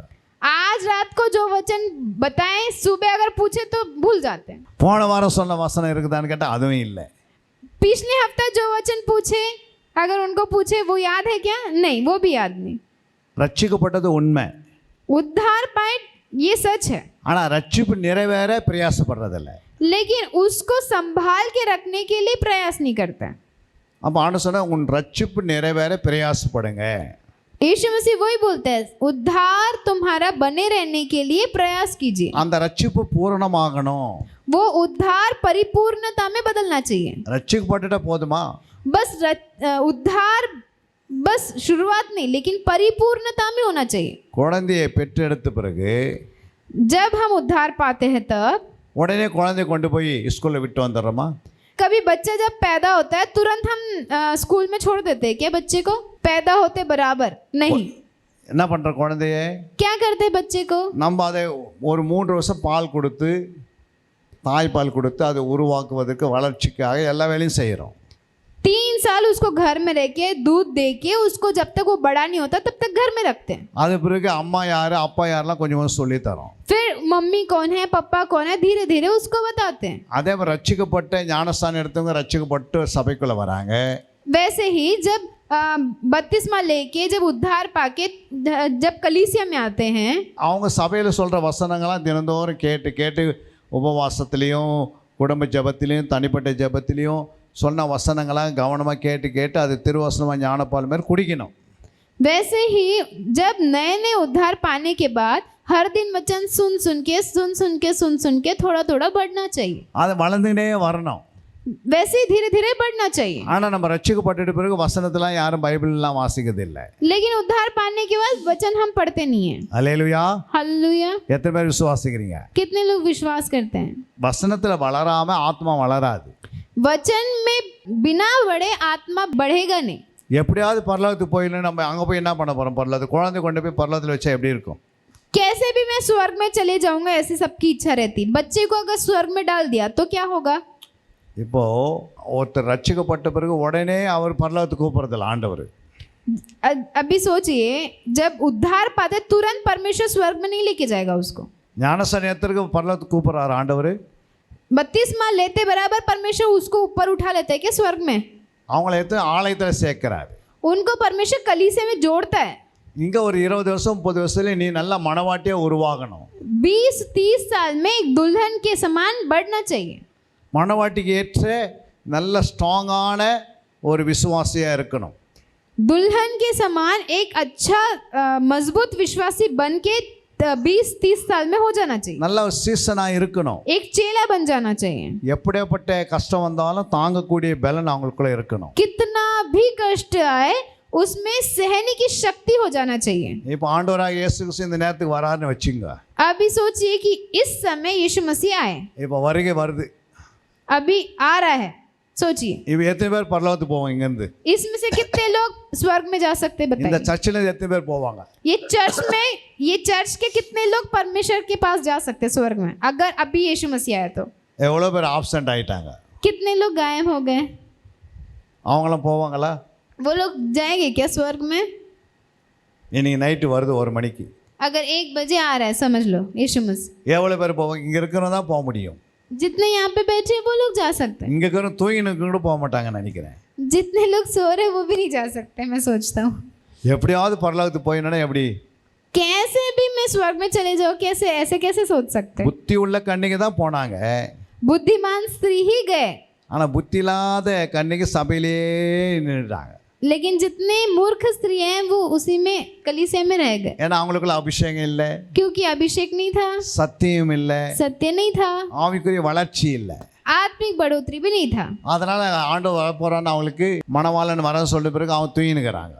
इसलिए जब दूल्हा आ रहा है करके आवाज आई तो भी वो सो रही थी, ऊँगने लगी थी. அவன் ஆண்டவராக இயேசு மணவாளன் வந்துட்டாரு. अभी यीशु मसीह दूल्हा आ गया. புத்தி உள்ள கன்னிகை எடுத்துக்கொள்ளப்பட்டாங்க. बुद्धिमान स्त्री जितनी रहेंगी वो ऊपर उठा ली जाएगी. அது புத்தி இல்லாத கன்னிகை போய் लेकिन जो मूर्ख स्त्रियां थी ஆண்டவரே தரங்க தரங்கன்னு ஜெபம் பண்றாங்க. सब जाने के बाद हे परमेश्वर स्वामी खोलिए दरवाजा खोलिए, कुछ नहीं हुआ. ஆனால் இயேசு சொல்லிட்டார் உன்னை அறியேன்னுட்டாரு. फिर यीशु मसीह ने कहा मैं तो तुम्हें जानता ही नहीं, तुम कौन हो. சொன்னாரா இல்லைங்களா? ऐसे बोला ना यीशु मसीह मूर्ख स्त्रियों को देख के, मैं तो तुम्हें जानता ही नहीं कौन हो तुम. அப்போ ஏசு சொல்லியிருக்கலாம் நீ கொஞ்சம் சான்ஸ் கொஞ்சம் தூங்கிட்டீங்க அதனால நாங்கள் வாங்க அப்படின்னு சொன்னாரா? यीशु मसीह से बोला क्या मैं तुम्हें चांस देता हूँ फिर से तुम आ जाओ? चांस दिया फिर से? ஆயத்தம் இல்லாதவர்கள் போக முடியாது. जितने लोग तैयार नहीं है वो नहीं जा सकते. அதனால தான் பரலோகத்து போகணும்னா इसलिए स्वर्ग में जाना है तो புத்தி உள்ள கன்னிகையும் ஞானஸ்தானம் எடுத்திருந்தாங்க. बुद्धिमान स्त्री भी बपतिस्मा लिए थे. புத்தி இல்லாதவங்க எடுத்திருந்தாங்க. 2 பேருமே இருந்தாங்க. मूर्खता जो स्त्री थी मूर्ख स्त्री भी बपतिस्मा लिए थे, बुद्धिमान ने भी बपतिस्मा ली थी. புத்தி இல்லாதவங்க ஞானஸ்தானம் எடுக்கலையா? मूर्ख स्त्री क्या बपतिस्मा नहीं लिए थे क्या? लिए थे. சபைக்கு வரலையா அவங்க? उन लोग कलीसिया नहीं आए थे क्या? आए थे। என்னுடைய ஆலயத்துக்கு வந்தாங்களா இல்லையா? புத்தி இல்லாதவங்க. जो मूर्ख स्त्री थी वो कलीसिया में आती थी कि नहीं आती थी? आती थी। அவங்களும் வந்தாங்க, இவங்களும் வந்தாங்க. दोनों भी, मूर्ख स्त्री भी कलीसिया में आती थी, बुद्धिमान स्त्री भी कलीसिया में आती புத்தி உள்ள ஸ்திரீ என்ன பண்ணாங்கன்னா, थी। लेकिन बुद्धिमान स्त्री क्या किए? சபையில் சொல்லப்பட்ட மேய்ப்பின் சொல்லப்பட்ட வசனங்களையும் ஜபத்திலையும் வளர்ந்து பெருகினாங்க. कलीसिया में जो पासवान बताते हैं वचन में, प्रार्थना में, आराधना में बढ़ते थे। புத்தி இல்லாதவங்க என்ன பண்ணாங்க? வந்தாங்க, जो मूर्ख स्त्रियां थी वो आए थे कलीसिया ஆனா में, மேய்ப்பின் சொன்னதை மறந்துட்டாங்க. लेकिन पासवान ने जो बोला वो भूल गए। சும்மா சண்டே வந்திருந்தாங்க, हर संडे आते थे, உபவாசத்துக்கெல்லாம் வந்தாங்க. उपवास प्रार्थना में भी आते थे, ஆனா முடிவு என்ன ஆயிடுச்சு? लेकिन आखिर में क्या हुआ? புத்தி உள்ள கனிக்கு எடுத்துக்கொள்ளப்பட்டாங்க. दुल्हा ने बुद्धिमान स्त्री को ले लिया, ஆனா புத்தி இல்லாதவர் கைவிடப்பட்டாங்க. लेकिन जो मूर्ख स्त्रियां थी वो छोड़ दी गई। அது யாருடைய தப்பு? इसमें गलती किसकी है? ஆண்டோடு வரும்போது ஆயத்தமா இருக்கணும், நீங்க பரிசுத்தமா இருக்கணும், சத்தியத்தில் வளர்ந்துருக்கணும். दुल्हा जब आता है तब तैयार रहना चाहिए, वचन में बने रहना चाहिए, सत्यता में बने रहना चाहिए, பரிசுத்தாவில எப்பவுமே அனலா இருக்கணும், पवित्र आत्मा में आग जलती रहना चाहिए, ஆவில எப்போதும் அனலாவே இருக்கணும். पवित्र आत्मा की अभिषेक हमेशा बनी रहनी चाहिए। ஒரு பாத்திரம் அனலா இருந்தாதான் एक बर्तन जब आग में रहेगा तो ही எந்த கர்ப்பாம்பூச்சி கிட்ட வராது. तब उसके आजू बाजू कोई कीड़ा मकोड़ा नहीं घूमेगा। ஆனா ஒரு பாத்திரம் அனல் இல்லாத இருந்தா लेकिन अगर बर्तन ठंडा रहा तो எல்லா பூச்சியும் அந்த பாத்திரத்திட்ட வந்துடும். वो बर्तन अगर थोड़ा भी गंदा रहा तो सारे कीड़े मकोड़े आजू बाजू आ அது जाए। நீங்களே பார்த்துருப்பீங்க, வீட்டில் பார்த்தீங்களா? तुम घर में ही देख सकते हो बर्तन। எத்தனை பேர் பார்த்துக்கிறீங்க? कितने लोग देखे? அல்லேலூயா. हालेलुया। அதே மாதிரி இது ஒரு பாத்திரம். वैसे ही हमारा भी ये बर्तन है। இந்த ஆத்மான்றது ஒரு பாத்திரம், ये आत्मा बोले तो एक बर्तन है, இந்த சரீரம் ஒரு பாத்திரம். ये शरीर एक बर्तन है। இயேசு சொன்ன பாத்திரவானா இருங்கன்னாரு. परमेश्वर ने कहा तुम एक बर्तन हो। அல்லேலூயா. हालेलुया। அப்போ பாத்திரம் எப்படி இருக்கணும்னா பரிசுத்தமா இருக்கணும். एक बर्तन कैसे रहना चाहिए? पवित्रता में रहना चाहिए। இரண்டாவது அந்த பாத்திரத்துல வசனம் நிரம்பி இருக்கணும். दूसरी बात वो बर्तन में वचन भरे रहना அந்த चाहिए। பாத்திரத்துல அபிஷேகம் இருக்கணும். तीसरी बात उसमें अभिषेक भरा रहना அந்த चाहिए। பாத்திரத்துக்குள்ள கனி இருக்கணும்.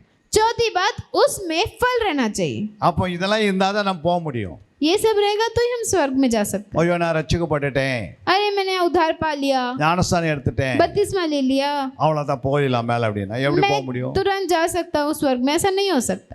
அப்படி ஏன்னா எழுதி வச்சார் ஆண்டவர்? परमेश्वर ने कभी ऐसा ऊपर चढ़ाया है क्या किसी பைபிளில் को? ஒரே வசனமா எழுதி வச்சிருக்கிறாரு परमेश्वर ने क्या एक ही वचन लिखा है क्या? அந்த ஞானஸ்தானத்து குறித்து. और अगर लिखा है तो बपतिस्मा के लिए एक वचन लिखा है। ஒரு ஞானஸ்தானம் குறித்து ஒரு வசனம், एक वचन है बपतिस्मा का, एक वचन ஒரு வசனம் திருவிருந்த குறித்து. दावत के बारे में लिखा है। அல்லேலூயா. हालेलुया। அப்போ ரெண்டே வசனமா இருக்குது பைபிளில். दो वचन है बाइबल में, ஒன்று ஞானஸ்தானத்து குறித்து, இன்னும் திருவிருந்த குறித்து. एक वचन लिखा है बपतिस्मा के बारे में और एक वचन लिखा है दावत के बारे में, இது भोजन के बारे இது में। ரெண்டே எடுத்தா போதுன்னு ஆண்டு சொன்னாரா? परमेश्वर ने ऐसा लिखा है क्या कि बपतिस्मा ले लो और फिर बाद में भोजन करो, मतलब दावत में बैठो तो हम स्वर्ग में चले जाएंगे? ऐसा ये दो वचन के अनुसार हम स्वर्ग में जा सकते हैं क्या? கனி யார் கொடுக்குது? கனி फल के बारे में लिखा है वचन। பிதாவின் சித்தம் யார் செய்யறது? परमेश्वर की इच्छा कौन पूरी कर सकता? பிதாவின் சித்தத்தின்படி ஒன்று செய்யாது போனால் अगर परमेश्वर की इच्छा के बिना अगर किसी ने किया, கனி கொடுக்கலாம் வரையில் போக முடியாது.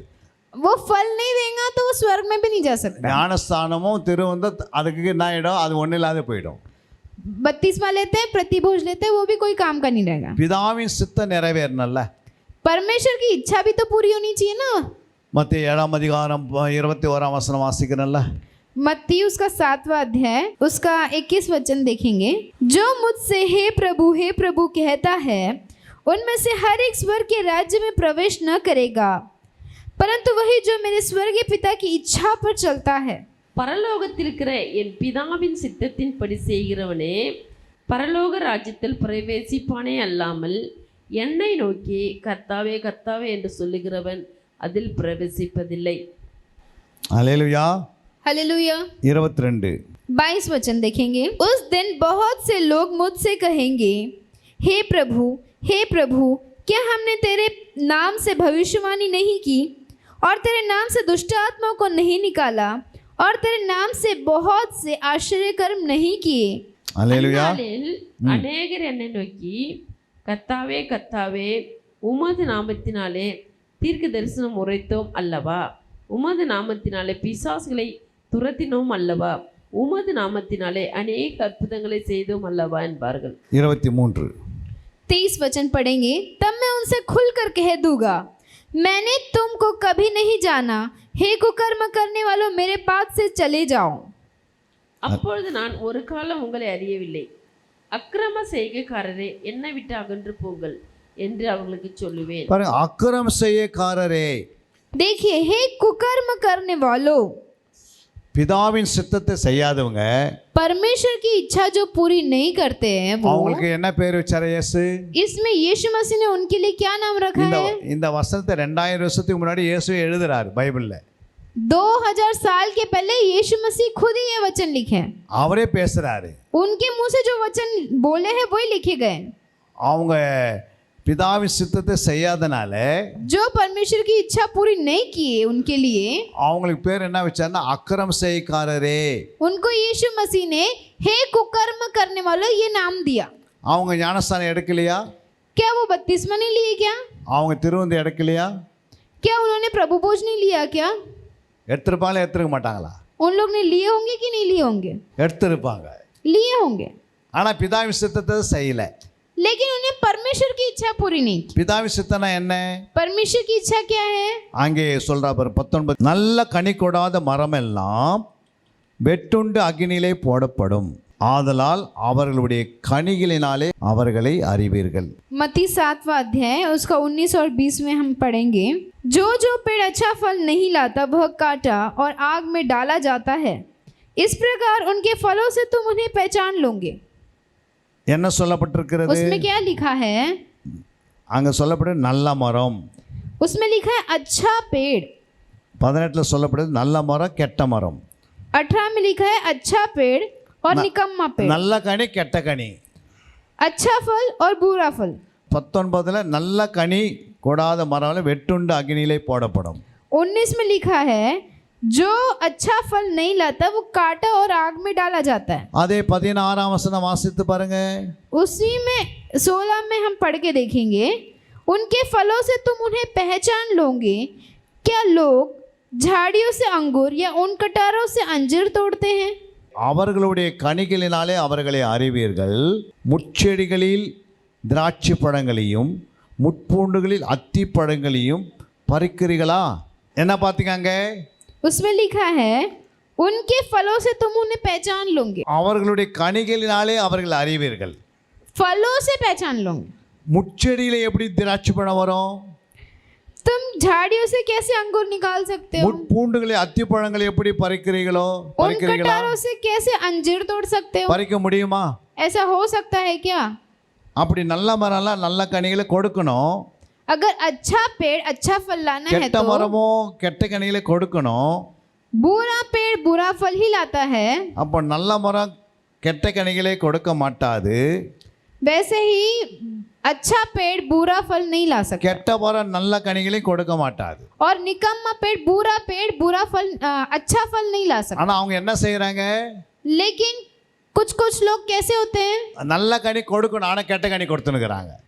अच्छे होने के बाद में अच्छा फल लाना चाहिए लेकिन वो निकम्मा அந்த फल ला रहे கெட்ட हैं। கனி கொடுக்கறதால தேவ சித்தம் இல்லை.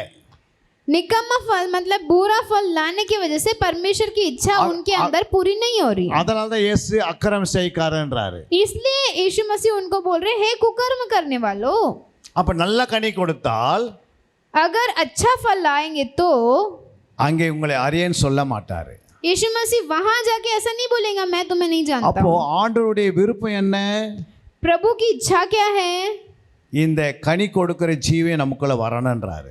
अच्छा फल लाने का जीवन हमारे अंदर रहना चाहिए। தேவனுடைய ஆலயத்துல ரட்சிக்கப்பட்ட எத்தனை பேர் இருந்தாலும் कलीसिया में बहुत सारे उद्धार पाए हुए लोग रहने पर भी நீங்க எல்லாமே கனி கொடுக்கணும்.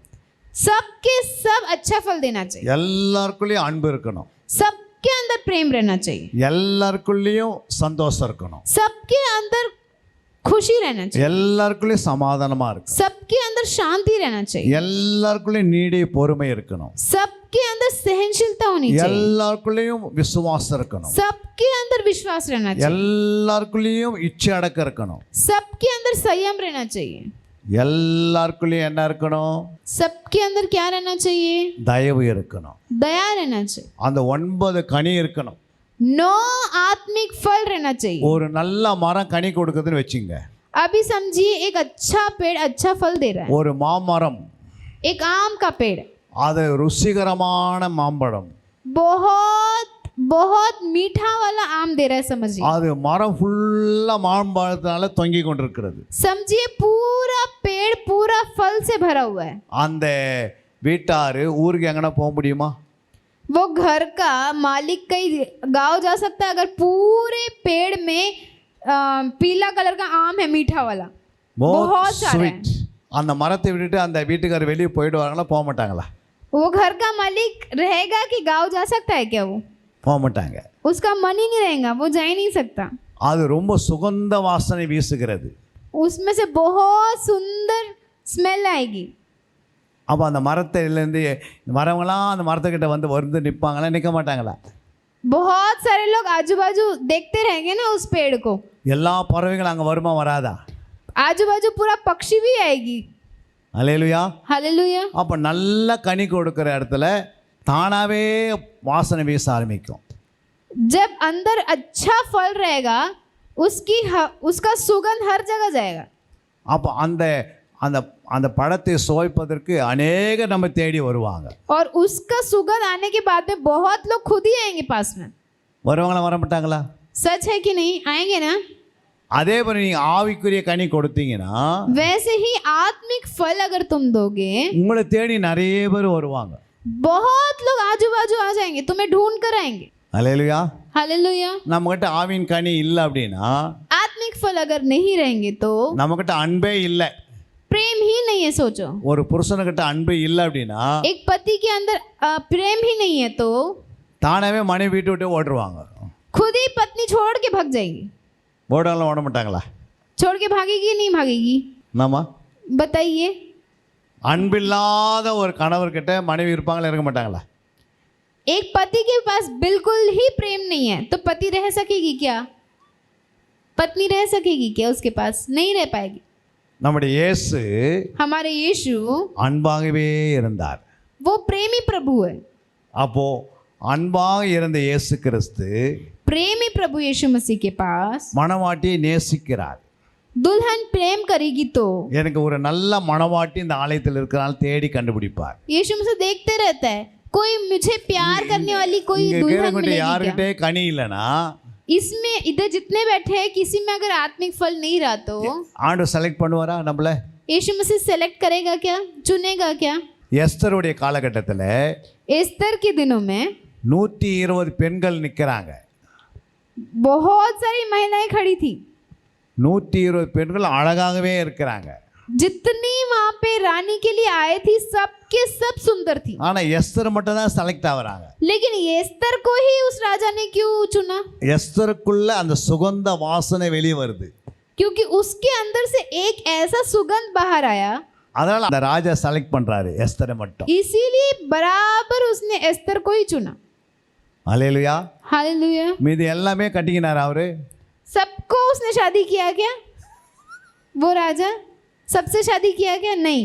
எல்லாருமே 12 மாசம் அவங்கள புடமிடப்பட்டாங்க. 12 महीने तक उनको तैयारी किया. ஆனால் அதில் ஒன்று தான் செலக்ட் ஆச்சு. लेकिन इतने सारे लड़कियों में से सिर्फ एक कोई रानी के लिए चुना.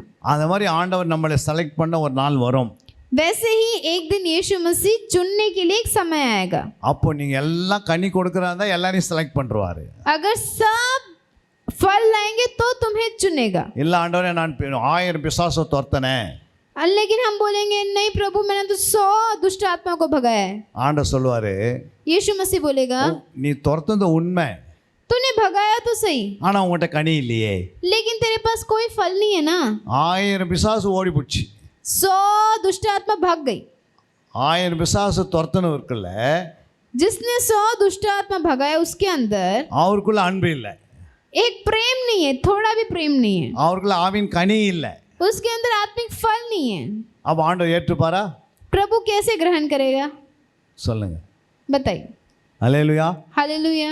ஆண்டவர் கை விட்டுருவாரு. प्रभु छोड़ देगा, हाथ छोड़ देगा. அப்போ ஆண்டவருக்கு எது வேணும்?